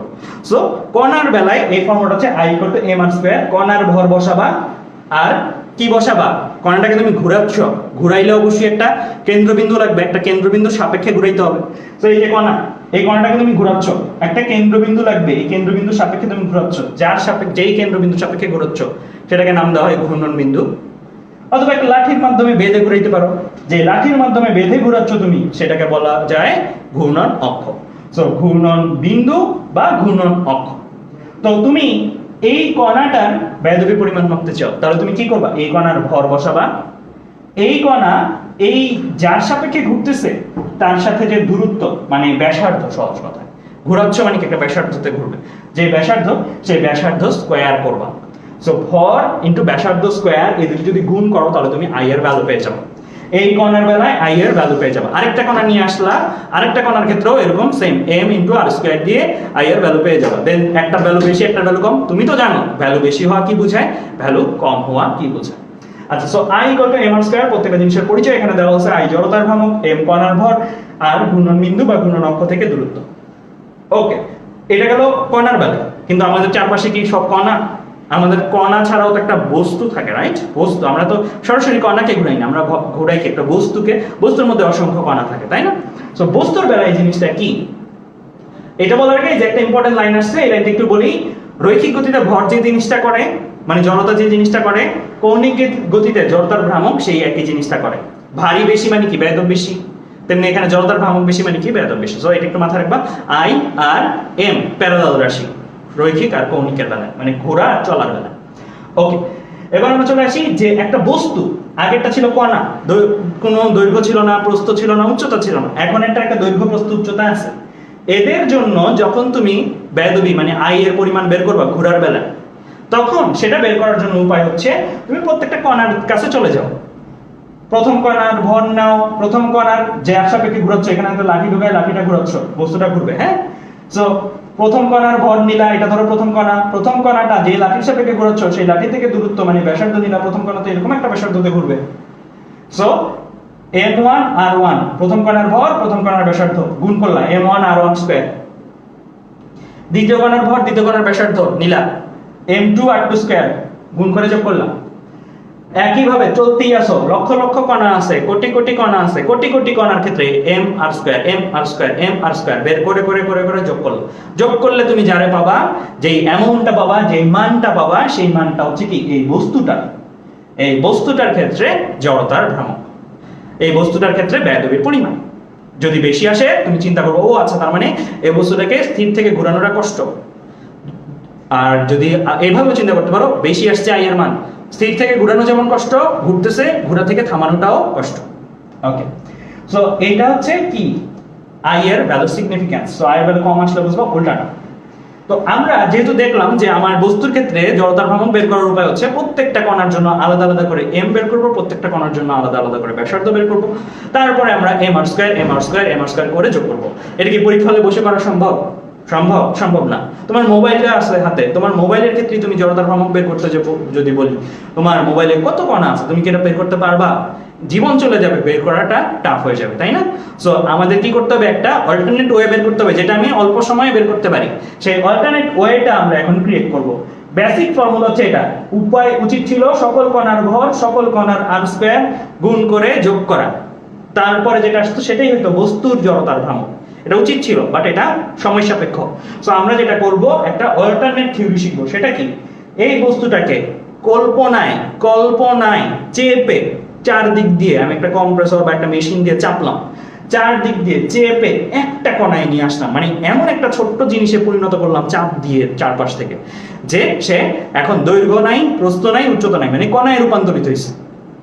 চাপ দিয়ে এই জিনিসটাতে কনভার্ট করলাম, এই জিনিসটা যেটা, এই জিনিসটাও সেটা। তখন এই যে কনভার্ট করলাম, এর যা ভর ছিল, টোটাল ভর, প্রত্যেকটা কণার ভরের যোগফল ক্যাপিটাল এম যদি ধরি, প্রত্যেকটা m1 m2 m3 সবার ভর, যেটা মানে দাঁড়িপাল্লায় যে ভরটা, তুমি ওয়েট মেশিনে যে ভরটা পাইতা বা যে কোনো কিছুতে একটা যে ভরটা পাইতা, মাথায় রাখবা আমরা যে ওয়েট মেশিনে যেটা মাপে এটা কিন্তু ভর, এটা কিন্তু কি না, ওজন, ঠিক আছে?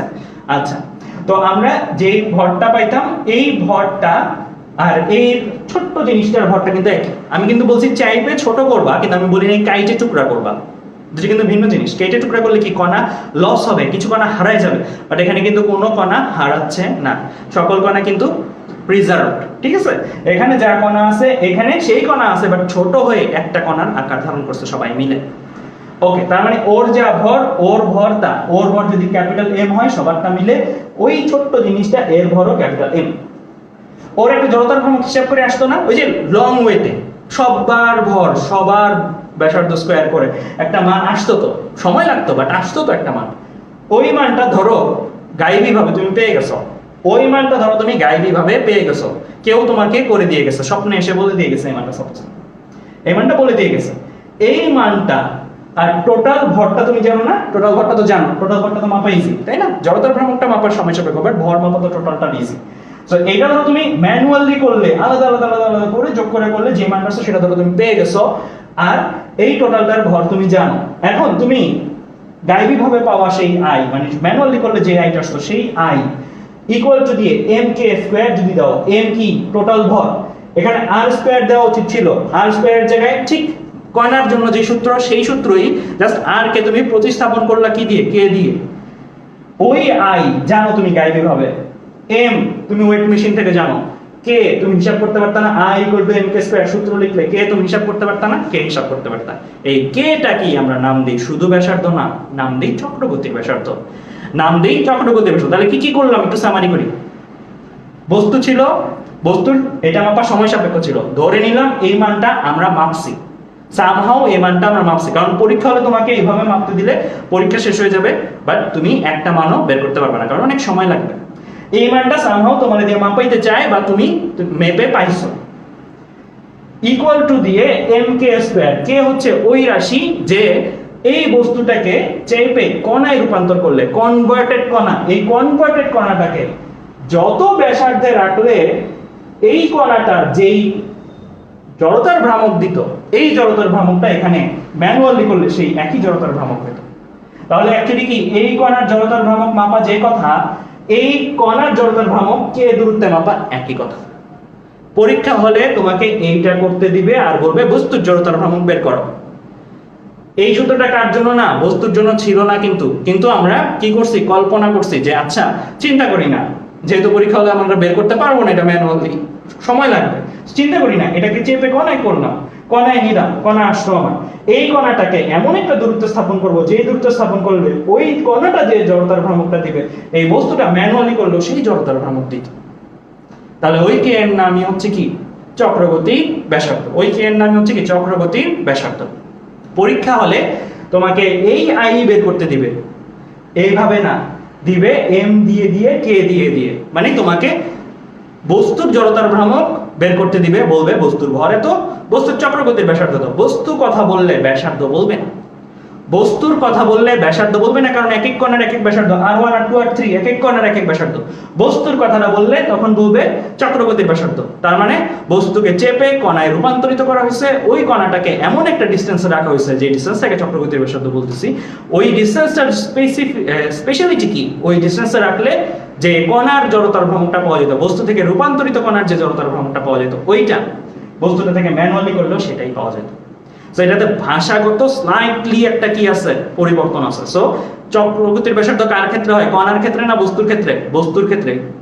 বস্তু রূপান্তরিত যে কণাটা, সেই কণার ক্ষেত্রে, সো এটাকে আমরা বাই ডিফল্ট বলতে পারি এটা বস্তুর ক্ষেত্রে হয়। ঠিক আছে, চক্রবর্তী ব্যাসার্ধ কার ক্ষেত্রে হয়? বস্তুর ক্ষেত্রে হয়। শুধু ব্যাসার্ধ কার ক্ষেত্রে হয়? কণার ক্ষেত্রে হয়। আর কণার ক্ষেত্রে হয় কে? বস্তুর ক্ষেত্রে হয়, মানে বস্তু কর্তৃক রূপান্তরিত কণার ক্ষেত্রে হয়। ঠিক আছে, ওকে। তাহলে আমরা এই সূত্র করেও যেই মান পাবো, এই সূত্র করেও সেই মান পাবো। পরীক্ষা হলে আমাদের কি এই জিনিসটা বের করা টাফ, বাট পরীক্ষা হলে এই জিনিসটা বের করা ইজি, কারণ এই জিনিসটা আমাকে কে এম দুইটা জানলেই হয়। আর এটা বের করতে চাইলে আমার m1 জানতে হয়, r1 জানতে হয়, m2 জানতে হয়, r2 জানতে হয়, m3 জানতে হয়, r3 জানতে হয়, অনেক কিছু জানতে হয়। ঠিক আছে, ওকে। বাট এটাও বস্তুর জড়তার ভ্রামক, এটাও বস্তুর জড়তার ভ্রামক। ওকে ওকে, তাহলে আমরা এই জায়গাটার মধ্যে মোটামুটি চক্রগতির ব্যাসার্ধ দেখার চেষ্টা করলাম। এগুলো নিয়ে আরো ব্যাখ্যা জানতে চাইলে যে আমার ওই ভিডিওটা দেখবা, তাহলে হয়ে যাবে। এখানে একটা ম্যাথ আছে, এটাও আমি আমার স্লাইডে করেছি, সো এখানে ভাষার যে ব্যাপারটা সেটা বলা আছে, এটা তোমরা দেখে নিবা। ওই ম্যাথটা কঠিন কিছু না, ওইটাও তোমরা আমার স্লাইডে ইয়াতে দেখে নিবা, আমার যে ইউটিউবের ক্লাস আছে সেটাতে। এখানে দেখানো হচ্ছে যে বস্তুর যে ব্যাপার, আমরা তো বললাম যে হ্যাঁ বস্তুর ক্ষেত্রে কি আছে, জড়তার ভ্রামকটা বের করে টাফ, বের করাটা কি কঠিন, মানে আলাদা আলাদা আলাদা করে করতে হয়। যেমন ধরো তোমাকে যদি আমি বলি যে আমাদের সাপোজ ধরো তোমার যে কেটলিটা আছে, ঠিক আছে, তোমাদের চা খাওয়ার কেটলিটা আছে, এই কেটলির ক্ষেত্রফল বের করতে বলি, তুমি বের করতে পারবা না যে তা না, পারবা। অনেকগুলো আলাদা আলাদা অংশে ভাগ করবা। কেটলির মধ্যে একটা গোলক আছে, কেটলির মধ্যে একটা সিলিন্ডার আছে, আলাদা আলাদা আলাদা আলাদা অংশ ভাগ করে সেগুলোর ক্ষেত্রফল বের করে যোগ করে করতে পারতাম, তাই না? বাট তোমাকে যদি আমি বলি তোমার খাতার ক্ষেত্রফল বের করো, তোমার খাতাটার ক্ষেত্রফল বের করো, তোমার মোবাইলটার ক্ষেত্রফল বের করো, তুমি মোবাইলটা তো ইজি, চার কোণা জিনিস, দৈর্ঘ্য গুণ প্রস্থ। তো খেয়াল করে দেখো, ক্ষেত্রফল যখন বের করতে বললাম, ইররেগুলার শেপ, এই যে এরকম ইররেগুলার শেপ যখন দিছি তখন কিন্তু তোমার ক্ষেত্রফল বের করাটা কঠিন। বাট রেগুলার শেপ, চার কোণা দিলাম, গোলক দিলাম, সিলিন্ডার দিলাম, তখন ক্ষেত্রফল বের করাটা কি ইজি। কেন? বিজ্ঞানীরা ফর্মুলা দিয়ে গেছে, দৈর্ঘ্য গুণ প্রস্থ দিয়ে করতে হয়, হাফ ইন্টু ভূমি ইন্টু উচ্চতা দিয়ে করতে হয়। এই জিনিসগুলো আমাদের কি বিজ্ঞানীরা দিয়ে গেছে। সো এই জিনিসগুলো পাওয়ার কারণে আমরা কি শর্টকাটে ফর্মুলা দিয়ে ক্ষেত্রফল বের করতে পারি। একই জিনিস বিজ্ঞানীরা জড়তার ভ্রামকের বেলায় করছে। ওর জড়তার ভ্রামক বের করতে গেলে উপায় কি ছিল? m1 r1 square, m2 r2 square, m3 r3 square, আলাদা আলাদা আলাদা আলাদা কণাগুলো তুমি জড়তার ভ্রামক বের করে যোগ করা দরকার ছিল ওর ক্ষেত্রে। আর একটা উপায় দেখছি আমরা mk স্কয়ার, কিন্তু ওটাতে কি দেওয়া থাকতে হবে? k দেওয়া থাকতে হবে, ওটাতে k দেওয়া থাকতে হবে, তাহলে i = mk স্কয়ার দিয়েও করা যায়, m আর k দিয়ে, k দেওয়া থাকলে। আর এই টাইপের যে রেগুলার শেপের বস্তু, সিলিন্ডার আকৃতির বস্তু, গোলক আকৃতির বস্তু, দণ্ডাকৃতির বস্তু, এই বস্তুগুলোর বেলায় জড়তার ভ্রামক বের করার ক্ষেত্রে কিন্তু তোমাকে কি দিয়ে রাখছে? বিজ্ঞানীরা ফর্মুলা দিয়ে রাখছে। এই ফর্মুলাগুলো ইউজ করলে, ঠিক যেমন চতুর্ভুজের ক্ষেত্রফলের ফর্মুলা, দৈর্ঘ্য গুণ প্রস্থ গুণ করলে তুমি কি পেয়ে যাও? চতুর্ভুজের ক্ষেত্রফল পেয়ে যাও। হাফ ইন্টু ভূমি ইন্টু উচ্চতা করলে কি পেয়ে যাও? ত্রিভুজের ক্ষেত্রফল পেয়ে যাও। সো এইগুলোর জন্য আর এই ম্যানুয়ালি না, বিজ্ঞানীরা ফর্মুলা দিয়ে রাখছে। এই ফর্মুলাগুলো দিয়ে যদি আমরা করি তাহলে আমরা কি পেয়ে যাব? এই বস্তুগুলোর জড়তার ভ্রামক সরাসরি পেয়ে যাব। তাহলে আমি জড়তার ভ্রামক বস্তুর ক্ষেত্রে বের করার উপায় কয়টা দেখাইলাম? তিনটা। কয়টা দেখাইলাম? তিনটা। একটা হচ্ছে ম্যানুয়াল নিয়ম, summation of mi r i square, প্রত্যেকটা কণার ক্ষেত্রে করে করতে হবে। আরেকটা দেখাইছি i = mk স্কয়ার, সকল বস্তুর ক্ষেত্রেই ব্যবহার করা যাবে, i = mk স্কয়ার। কে কি? চক্রগতির ব্যাসার্ধ, বাট ওই জায়গায় লিমিটেশন কি? কে দেওয়া থাকতে হবে প্রশ্নে, কে দেওয়া থাকতে হবে, বা i m দিয়ে কে জানতে চাইতে হবে। ঠিক আছে, চক্রগতির ব্যাসার্ধের ফর্মুলা। আর আরেকটা বলতেছি, এটা হচ্ছে বিজ্ঞানীরা আমাদেরকে যেটা দিয়ে গেছে, সেটা হচ্ছে কি i = half mr square, i = 2/5 mr square. বিভিন্ন বস্তুর জন্য আলাদা আলাদা ভাবে, তোমাকে জড়তার ভ্রামকের ফর্মুলা দিয়ে গেছে। বিভিন্ন বস্তুর জন্য আলাদা আলাদা ভাবে জড়তার ভ্রামকের ফর্মুলা দিয়েছে, এটা থার্ড উপায়। সো তিনটা উপায় বললাম, i = summation of mi r square, i = mk square, আর আরেকটা হচ্ছে বিজ্ঞানীরা ফর্মুলা দিয়ে গেছে। কোন ফর্মুলাগুলো? এই ফর্মুলাগুলো তোমাদের এখন এই স্লাইডটা যেটা আছে, এটা আমি ইউটিউবের ক্লাসগুলোতে পড়াইছিলাম, এই স্লাইডে যে ফর্মুলাগুলো আছে এই ফর্মুলাগুলো তোমাদের মুখস্থ করে ফেলতে হবে। এই ফর্মুলাগুলোর ডেরিভেশন আছে, আমি তোমাদের লেকচার শিটে এই ডেরিভেশনগুলো দিয়ে রাখবো। বাট এই ডেরিভেশনগুলো তোমরা দেখে নিবা, মুখস্থ করা লাগবে না। এই ডেরিভেশনগুলো পরীক্ষা হলগুলোতে আসে নাই, আসবেও না বলা যায়। সো এই ডেরিভেশনগুলো নিয়ে পরীক্ষার 3 মাস আছে, এখন তোমার ব্রেইনের স্টোরেজ নষ্ট করো না, সময় নষ্ট করো না, আরো অনেক কিছু পড়ার বাকি তোমাদের। সো এই ফর্মুলাগুলা মুখস্থ করে ফেলবা, লিখে লিখে চর্চা করে ফেলবা। ঠিক আছে, ডেরিভেশনও দিয়ে দিব, যাদের দেখার ইচ্ছা করে ডেরিভেশন দেখে নিও, আমি দিয়ে দিব লেকচার শিটে। বাট আমার সাজেশন হবে এই জিনিসগুলো যেন একদম ঠোঁটস্থ হয়ে যায়, কারণ এগুলো কাজে লাগবে। কি কি আছে আমি একটু রিভিউ করে দিই। এটা তো কণাকৃতির বস্তুর ক্ষেত্রে i = mr স্কয়ার বললাম। সরু দণ্ডাকৃতির বস্তুর ক্ষেত্রেই ফর্মুলা কিন্তু দুইটা, মাথায় রাখতে পারো। ক্ষেত্রফল, চতুর্ভুজের ক্ষেত্রফলের সূত্র কি একটাই না? একটাই। বাট এই ক্ষেত্রে যেহেতু ঘোরার ব্যাপার আছে, জড়তার ভ্রামক যখন বের করি তখন কি ঘোরার ব্যাপার আছে। জড়তার ভ্রামক কি ঘোরার সময় বেধবির পরিমাণ, তাই না? ঘোরার ব্যাপার যেহেতু এখানে আছে, ঘুরতে যেহেতু চাই, ঘোরাটা কিন্তু আমি চাইলে মাঝখানে ধরে ঘুরাইতে পারি, কিনারে ধরে ঘুরাইতে পারি, আমি কিন্তু বিভিন্ন জায়গায় ধরে ঘুরাইতে পারি, বিভিন্ন জায়গায় লাঠি দিয়ে ঘুরাইতে পারি। তার মানে আমি কিন্তু এই ক্ষেত্রে ঘূর্ণন অক্ষ, কোন অক্ষকে কোন বিন্দুকে কেন্দ্র করে সে ঘুরবে, এটা কিন্তু আমি যাচাই করে দিতে পারি। সব অক্ষের সাপেক্ষে ঘুরানো কি সমান কষ্ট? না, অবশ্যই না। তোমার মাথার উপরে ফ্যানটা আছে, ফ্যানটা বন্ধ করো, ফ্যানটা বন্ধ করো, ফ্যানটা বন্ধ করে তুমি এমনে ঘুরাও, ইজি না? হাত দিয়ে পাড়ি দিলেই দেখবো ঘুরতেছে। তুমি এমনে ঘুরাও তো একটু, এমনে ঘুরাও। এমনে বলতে কি যে একদম 180 ডিগ্রি এভাবে ঘুরাও তো। এভাবে ঘুরানোটা পসিবল মাথার উপরের ফ্যানটাকে? পসিবল, যদি তুমি অনেক বেশি ফোর্স দিতে পারতা, তাহলে যেই মাথাটা আছে ওই মাথাটা দেয়াল টেয়াল ভেঙে সে এমন করে ঘুরতো, পসিবল। বাট এভাবে ঘুরানোটা যে পরিমাণে ইজি, এভাবে ঘুরানোটা কি অনেক টাফ না ফ্যানের বেলায়? সো যে কোনো জিনিসের ক্ষেত্রে চিন্তা করো, তোমার পাশায় অনেক কিছু থাকতে পারে, তোমাদের ট্রলি ব্যাগ থাকতে পারে, ট্রলি ব্যাগ এভাবে চালানো যে পরিমাণের ইজি, তুমি যদি এভাবে না চালায়, তুমি চাকাটা নিচে না দিয়ে তুমি যদি ফোল্ড করে করে মানে উপরে উঠায় নামায় না, উপরে উঠায় নামায়, উপরে উঠায় নামায়, এভাবে যদি ঘুরাতে চাও তখনও তো ঘুরতেছে, ওইটাও তো ঘোরা, বাট তখন ঘোরানোটা কি টাফ। সো একই বস্তুর বিভিন্ন ঘূর্ণন অক্ষ তুমি যেই এই অক্ষ বরাবর ঘুরাইলে এক রকমের কষ্ট পাবা, এক রকমের ব্যয়দবিষে দেখাবে, অন্য অক্ষ বরাবর ঘুরাইলে আরেক রকমের ব্যয়দবিষে দেখাবে। দ্যাট মিনস আই এর ভ্যালু বস্তু স্পেসিফিক না, বস্তু অ্যান্ড ঘূর্ণন অক্ষ স্পেসিফিক। এক একটা বস্তুর জন্য এক একটা আই না, এক একটা বস্তুর এক একটা অক্ষের সাপেক্ষে ঘূর্ণনের জন্য এক একটা আই। আবার বলি, এক একটা বস্তুর জন্য এক একটা আই না। আমি বলবো না সরুদণ্ড মানেই আই ইকুয়াল টু এত, সরুদণ্ডের মধ্যকেন্দ্র বরাবর ঘুরাইলে আই ইকুয়াল টু এত, সরুদণ্ডের কিনার অক্ষ বরাবর ঘুরাইলে আই ইকুয়াল টু এত, ঠিক আছে? সো বস্তু স্পেসিফিক না, বস্তু এন্ড যেই অক্ষের সাপেক্ষে ঘোরাচ্ছি সেই অক্ষ স্পেসিফিক। মানে দুইটা জিনিস ফিক্স থাকলে তখন একটা ফর্মুলা আসে, ঠিক আছে? একটা জিনিস ফিক্স থাকলে ফর্মুলা আসবে। সো আমার সরুদণ্ড যখন মধ্য অক্ষ বরাবর ঘোরাচ্ছি তখন I equal two 1/12 ml square. কি কি এখানে পরিচয়? এম কি? সরুদণ্ডের ভর, পুরাটার ভর। এল কি? পুরাটার দৈর্ঘ্য। এল কি? পুরাটার দৈর্ঘ্য, সরুদণ্ডের পুরাটার দৈর্ঘ্য 1/12 ml স্কয়ার। এখানে একটু বলে রাখি, এই অক্ষ বরাবর যখন ঘোরাচ্ছি সে কি এভাবে ঘুরতেছে, এইভাবে ঘুরতেছে, মাঝখানের এই জায়গায় ধরে ঘোরাচ্ছে, ঠিক আছে? মাঝখানের এই জায়গায় ধরে ঘোরাচ্ছে, ওকে? আচ্ছা, এবার সেই সরুদণ্ডটাই যখন কিনারে ধরে ঘোরাচ্ছে, যে কিনারা এই জায়গায় ধরে ঘোরাচ্ছে, কিনারে ধরে ঘোরাচ্ছি, সরুদণ্ডটাই কিনারে ধরে ঘোরাচ্ছি, তখন এই ভ্যালুটা কি হয়েছে? 1/3 ml স্কয়ার। এখানে বোঝার বিষয় আছে, 1/12 বেশি নাকি 1/3 বেশি? 1/3 ml স্কয়ার আসছে কিনারে ধরে যখন ঘোরাচ্ছিলাম। 1/3 এর ভ্যালু বেশি 1/12 এর তুলনায়, 1/12 এর তুলনায় 1/3 এর ভ্যালু বেশি। তার মানে এই সরুদণ্ডটাই কখন বেশি ব্যাদ, কখন বেশি ব্যাদ? যখন তাকে কিনারা বরাবর ধরে ঘোরানো হচ্ছে। যখন তুমি কিনারা বরাবর ধরে তাকে ঘোরাবা, তখন সে স্থির থাকলে তাকে ঘুরাইতে যাচ্ছ, বেশি কষ্ট করতে হবে। ঠিক থেকে ঘুরাইতে চাইলে তাকে বেশি কষ্ট করতে হবে। আবার কিনারা বরাবর একটা দণ্ড ঘুরতেছে, থামাইতে যাচ্ছ, তখন থামাইতে চাইলে বেশি কষ্ট করতে হবে। বাট যখন এই দণ্ডটাই একই ভর একই দৈর্ঘ্য, এই দণ্ডটাই যখন মধ্য অক্ষ বরাবর ঘুরাইতে যাবা, তুলনামূলক কম কষ্টে ঘুরাইতে পারবা, তুলনামূলক ওর তুলনায় কম কষ্টে ঘুরাইতে পারবা।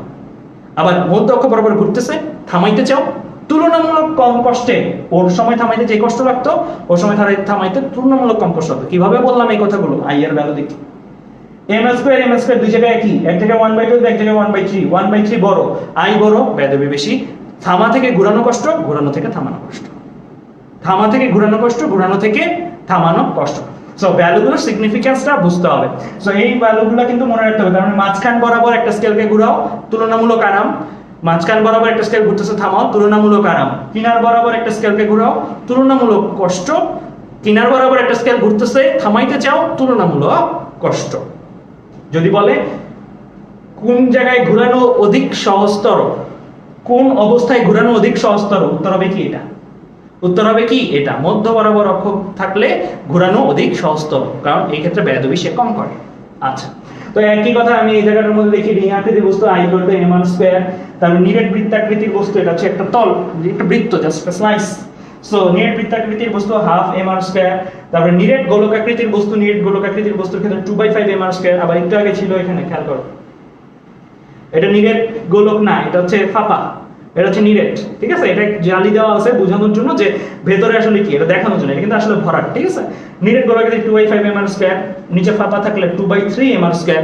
যদিও ম্যাথ গুলো করার ক্ষেত্রে ফুটবলের ম্যাথ থাকলেও আমরা দেখছি যেটা ইউজুয়াল প্র্যাকটিস এটাই ব্যবহার করে সব জায়গায়, বেশিরভাগ ক্ষেত্রে এটাই ব্যবহার করে। এটা অ্যাকচুয়ালি বইগুলোতে তেমন নাই, এটাই আছে বলতে গেলে বইগুলোতে। তো এটা ব্যবহার করলে যদিও মোর অ্যাকুরেট, বাট এটাই ব্যবহার করা হয়। সো আমি এটা বলে রাখলাম সো দ্যাট বইতে বা কোনো জায়গায় দেখলে কনফিউজড হয় না। ভাইয়া তো বলছে নিরেট গোলকাকৃতির বস্তুর ক্ষেত্রে 2/5 mm², এম এর পরিচয় হচ্ছে গোলকের ভর আর এর পরিচয় হচ্ছে গোলকের ব্যাসার্ধ। বাট আমি তো ফাঁপা গোলক পাইতেছি, ফাঁপা গোলকের ক্ষেত্রে 2/5 mm² ব্যবহার করতেছি, 2/3 না করে। সো কনফিউজ হবে না, এটা ইউজুয়াল প্র্যাকটিস। ওকে, আচ্ছা, তো এখানে দেওয়া আছে যে এটা বরাবর ঘোরানোটা ইজি, এটা বরাবর ঘোরানোটা কি তুলনামূলক টাফ, কেন আই বেশি। সো এই পর্যন্ত যে আলোচনাগুলো করলাম, এই আলোচনাগুলো বুঝছো কিনা আমাকে একটু কমেন্টে জানাও। এখন পর্যন্ত যে আলোচনাগুলো করলাম, এই আলোচনাগুলো বুঝছো কিনা আমাকে কমেন্টে জানাও।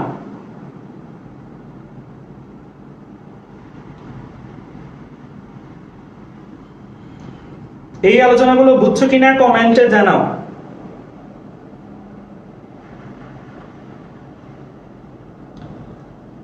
দেখতেছি অনেকে বলতেছো ব্লার ব্লার ব্লার। আচ্ছা, আমি যেটা দেখলাম সেটা হচ্ছে তোমরা সামনে আসার সময় বলতেছিল ব্লার ব্লার ব্লার। আমি কিন্তু ক্যামেরার পেছনে থাকি, পেছনে থাকলে যেটা দেখা যায় সেটা হচ্ছে আমাদের ক্যামেরাতে ফুল ক্লিয়ার দেখা যায়, পুরো জিনিসটা পুরোটাই ক্লিয়ার দেখা যায়। এটা এমন হইতে পারে তোমাদের নেটে প্রবলেম, এই কারণে এটা হচ্ছে, কারণ আমরা যখন পরে রেকর্ডেডটা দেখি এমন তো না যে ব্লার থাকলে পরে আবার ক্লিন হয়ে যায়, রেকর্ডেডটা কিন্তু ক্লিনই থাকে, ঠিক আছে? সো রেকর্ডেডটা ক্লিন থাকে, দ্যাট মিন্স কি এটাতে মনে হয় তোমাদেরই নেচার প্রবলেম। সো এই জায়গাটার মধ্যে একটু খেয়াল রাখবা। তারপরে বলো যে এই পর্যন্ত আলোচনাটা বুঝছো কিনা। ওকে, তো আমরা এই জায়গাটার মধ্যে যে আলোচনাগুলো করলাম, এই আলোচনাটা কি? এই আলোচনাগুলো হচ্ছে আমার জড়তার ভ্রামক নিয়ে সূত্রের যে ব্যাপারগুলো আছে সেই সূত্রের ব্যাপারগুলো। ওকে, তো এবার আমরা চলে আসব আমাদের এর পরের অংশে। তো আমাদের এর পরের অংশে আমরা চলে আসি। দেখো, আমরা এই সূত্রগুলো তার মানে প্র্যাকটিস করে ফেলবো। এখন আমরা কিছু ম্যাথে চলে আসি, এই সূত্রগুলো মুখস্থ করে ফেলবা, ঠিক আছে? এই সূত্রগুলো প্রত্যেকে মুখস্থ করে ফেলবা। এই ম্যাথটা আমি ইউটিউবে করে রাখছি, এই ম্যাথটা আমি দেখাবো না, বাট এই ম্যাথটাও ইম্পর্টেন্ট। আমি তোমাদের আজকে লেকচার শিটে দিয়ে দিব। লেকচার শিটে দিয়ে দিলে মজার ব্যাপার কি একটু বলে দিই, যে যদিও এটা আমাদের একদম পেইড শিট বা পেইড পিডিএফ, তাও আমি তোমাদের জন্য এটা এই জায়গাটার মধ্যে ফ্রিতে দিয়ে রাখবো। এই ম্যাথটা ধরো বুঝতেছো না, এই ম্যাথ না বুঝলে কি করবা? পিডিএফটা নিবা, অ্যাডোব প্রিমিয়ার প্রো দিয়ে, সরি অ্যাডোব প্রিমিয়ার না, অ্যাডোব রিডার, অ্যাডোব রিডার দিয়ে তুমি পিডিএফটা ওপেন করবা। মোবাইলে অ্যাডোব রিডার না থাকলে গুগল প্লে স্টোর থেকে অ্যাডোব রিডার নামাবা। প্লে করার পরে পিডিএফটার এই বাটনটাতে ক্লিক করবা। এই বাটনটাতে ক্লিক করলে এই পেজটা যে ভিডিওটা আছে, এই ভিডিওটাতে তোমার কাছে তোমাকে নিয়ে যাওয়া হবে। তোমার ভিডিও খুঁজতে হবে না, তোমার ওই অংশটা খুঁজতে হবে না, তোমাকে নিয়ে যাওয়া হবে। নিয়ে যাওয়ার পরে এই ম্যাথটা বুঝাই দেওয়া হবে। সো আমি এই জিনিসগুলো এক্সপ্লেইন মে বাটন সহ দিয়ে রাখবো, তো তোমরা বাটনে ক্লিক করলে এই ম্যাথগুলো দেখে ফেলতে পারবা, এই ম্যাথগুলোর উপরে ভিডিও। আমি তুলনামূলক একটু কঠিন ম্যাথ করাই চেয়েছি, যে ম্যাথগুলো অ্যাকচুয়ালি কি তোমার কাজে লাগে। সো প্রথমে আমি একটা অ্যাসাইনমেন্ট ম্যাথ, এই অ্যাসাইনমেন্ট ম্যাথটা তোমরা আজকে করে আমাদের আমি একটা পোস্ট দিব, যে পোস্টের মধ্যে লেকচার শিট থাকবে, ওই পোস্টের কমেন্টে দিবা। পোস্ট দেওয়া দরকার নেই, নতুন করে পোস্ট দেওয়া দরকার নেই। আর যারা নোট শেয়ারিং একটা গ্রুপ আছে, ওই গ্রুপেও দিতে পারো, বাট মেইন গ্রুপটার মধ্যে পোস্ট আকারে দেওয়া দরকার নেই। ওকে, সো এই অ্যাসাইনমেন্টটা ইজি ম্যাথ। একটু আগে মুখে মুখে আমি বলে দিছি কোন অক্ষ বরাবর ঘোরানো সহজ, কোন অক্ষ বরাবর ঘোরানো কঠিন। একটু আগের আলোচনাটাই এখানে কথা জানতে চাওয়া হয়েছে। সো একদম ইজি জিনিস, সো এটা আমি আর আলাদা করে দিচ্ছি না। আমি একটু তুলনামূলক একটু কঠিন একটা জিনিস দেখাবো। এই ম্যাথটা একটু দেখি, এই ম্যাথটা একটু দেখি। এই ম্যাথটা করে আমরা আমাদের আজকের ক্লাস শেষ করব। কি বলে দেওয়া আছে? একটা ঘন বস্তু দেওয়া আছে, একটা ঘন বস্তু দেওয়া আছে। এই ঘন বস্তুটার মধ্যে মানে ত্রিমাত্রিক একটা বস্তু দেওয়া আছে, এটার ভর দেওয়া আছে। এটার এ বি সি ডি দৈর্ঘ্য প্রস্থ উচ্চতা, দৈর্ঘ্য প্রস্থ উচ্চতা, এই পুরুত্ব সহ এই ভ্যালুগুলো দেওয়া আছে যথাক্রমে, আলাদা আলাদা করে দেওয়া আছে। a ইকুয়াল টু দেওয়া আছে 8.4 সেন্টিমিটার, b ইকুয়াল টু দেওয়া আছে 3.5 সেন্টিমিটার, c ইকুয়াল টু দেওয়া আছে 1.4 সেন্টিমিটার। বস্তুটার জড়তার ভ্রামক নির্ণয় করো যার ঘূর্ণন বস্তুটার, এই যে ঘূর্ণন দেওয়া আছে, দ্যাট মিন্স এই কিনারা বরাবর, সাপোজ এটা আর কি, হ্যাঁ। সো এটার এই কিনারা বরাবর বস্তুটারে ঘোরানো হচ্ছে, এই কিনারা বরাবর বস্তুটারে ঘোরানো হচ্ছে। একটা কিনারা আছে, এই কিনারা বরাবর বস্তুটারে ঘোরানো হচ্ছে। ঘুরাইলে এই বস্তুটার জড়তার ভ্রামক কত সেটা বের করতে বলছে। তো এই ম্যাথগুলো আমরা কিভাবে করব? এই ম্যাথগুলো করার জন্য আমরা যেটা করব, প্রথমত আলাদা আলাদা ভাবে চিন্তা করব। আলাদা আলাদা ভাবে তাকে চিন্তা করবো। আমরা সরু দণ্ডাকৃতির পড়ছি না, সরু দণ্ডাকৃতির ক্ষেত্রে জড়তার ভ্রামক নির্ণয় কিনারা বরাবর যদি হয় তাহলে কি 1/3 ml²। সো ওই দণ্ডাকৃতি চিন্তা করবো। আমরা একবার চিন্তা করব এইটা আমার ঘূর্ণনক্ষ, এইটা আমার দণ্ডটা, শুধু এতটুকুটা আমার দণ্ডটা, এই যে বি এই পর্যন্ত, এইটা আমার ঘূর্ণনক্ষ, শুধু এতটুকুটা আমার দণ্ডটা, এটা চিন্তা করব। ঠিক আছে, আলাদা আলাদা ভাবে আমরা এই জিনিসগুলো চিন্তা করব। ওকে, তাহলে এবার আমরা চলে আসি এই ম্যাথটা সলভে। তো আমরা যদি দেখি, আমরা ঘনবস্তুর ভর পাইতেছি এ বি সি, প্রত্যেকটাকে মিটারে নিচ্ছি। এই জিনিসটা আলাদা করে বলার কিছু নাই, সেন্টিমিটারকে 100 দিয়ে ভাগ দিলে মিটার, সেন্টিমিটারকে 100 দিয়ে ভাগ দিলে মিটারে চলে আসে। তো আমরা এখন যেটা করব সেটা হচ্ছে দৈর্ঘ্য বরাবর জড়তার ভ্রামক বের করব। দৈর্ঘ্য এই বরাবর জড়তার ভ্রামক বের করব। এই বরাবর জড়তার ভ্রামক যখন আমি বের করতেছি তখন অ্যাকচুয়ালি কি হয়, আমি একটু এঁকে দেখাই তোমাদেরকে।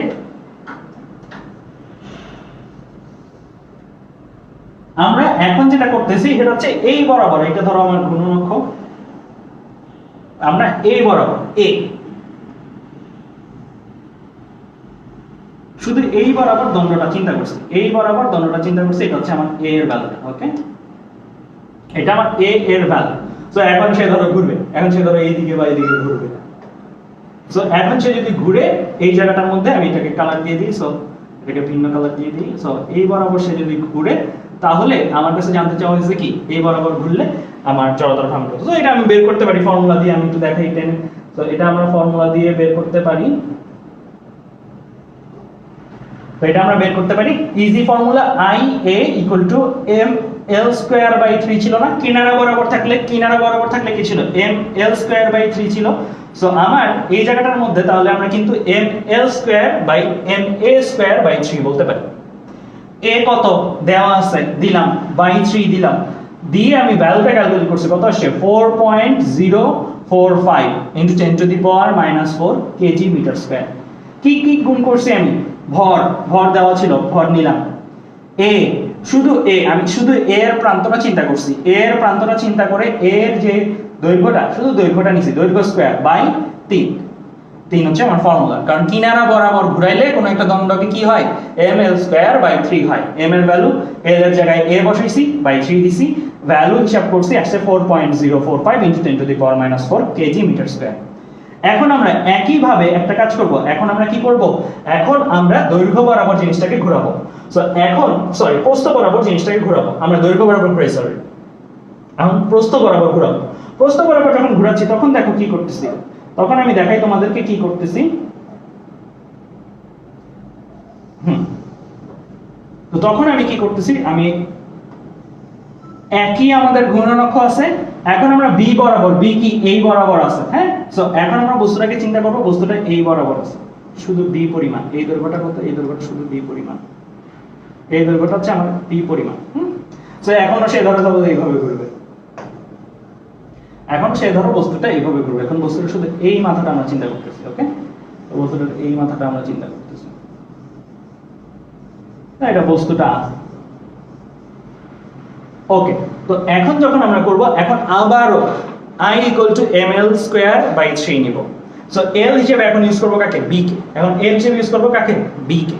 ওকে, সো আমরা I equal to ml square by 3, m এর ভ্যালু জানি, b এর ভ্যালু জানি, b স্কয়ার বাই 3 যদি করি আমরা আরেকটা i পাবো। তাহলে আমরা কয়টা i পেলাম, আমরা দুইটা i পেলাম। আমরা কয়টা i পেলাম, আমরা দুইটা i পেলাম।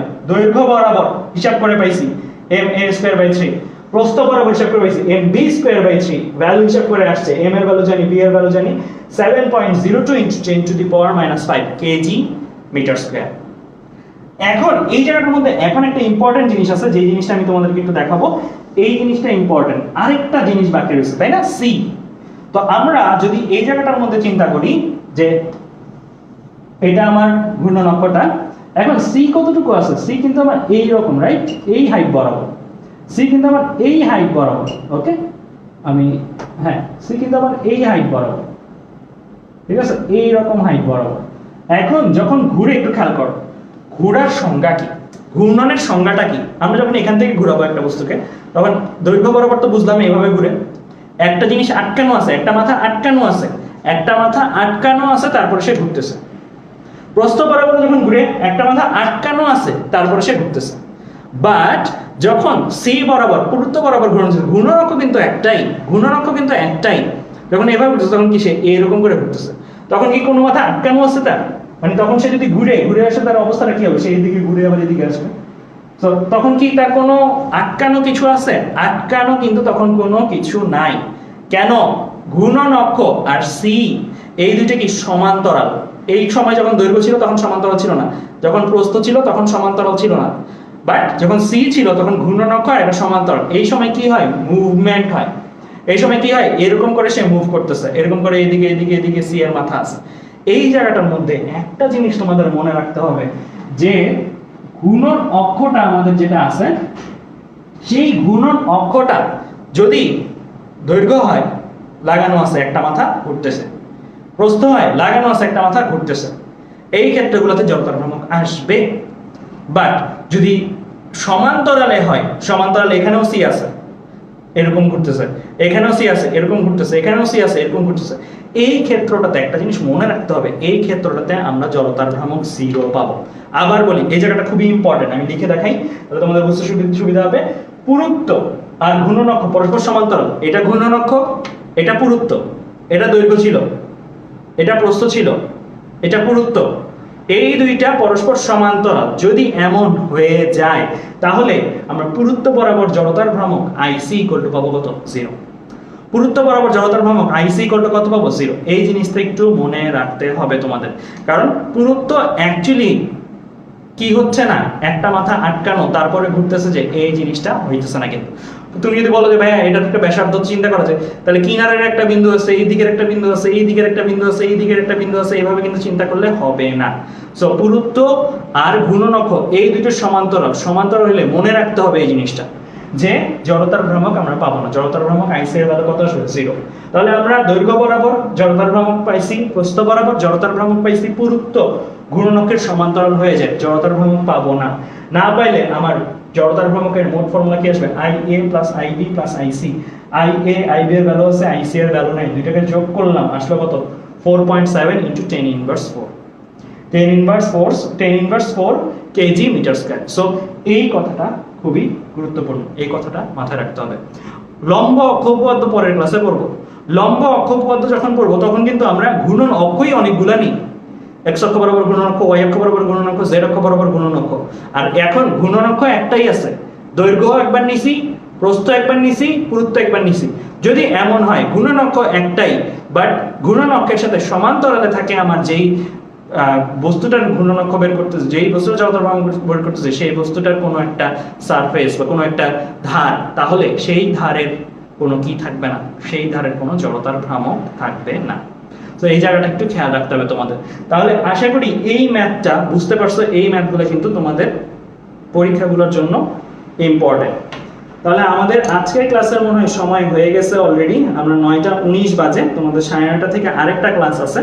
সো তোমাদের আজকের ক্লাসটার মধ্যে যেই জিনিসগুলো পড়ালাম এগুলোর স্লাইডগুলো আমি দিয়ে দিব, আর এই ক্লাসের এই জিনিসগুলো নিয়ে আমি ছোট্ট করে আবার বলবো, যদি তোমরা আমাকে কমেন্টে জানাও যে এই জিনিসটা ভাই আরেকবার বললে আমি আরেকবার আলোচনা করব। তো এই জিনিসগুলো কিন্তু আমি একটু বলছি যে আমি একটু কঠিনগুলোর দিকে দেখা দিচ্ছি, কারণ সব ধরনের ম্যাথই আলটিমেটলি আসতে পারে। তো ইজি ধরনের ম্যাথগুলো করানো আছে ইউটিউবের ক্লাসে, এই টাইপের ম্যাথগুলো একটু ভালো করে জানতে থাকতে হবে, এই জিনিসগুলো না জানা থাকলে পরীক্ষা হলে ভুল করে ফেলবো। ঠিক আছে, তাহলে আজকের ক্লাসটা এই পর্যন্তই, আমরা এই বলে আজকের ক্লাসটা শেষ করতেছি। ধন্যবাদ সবাইকে।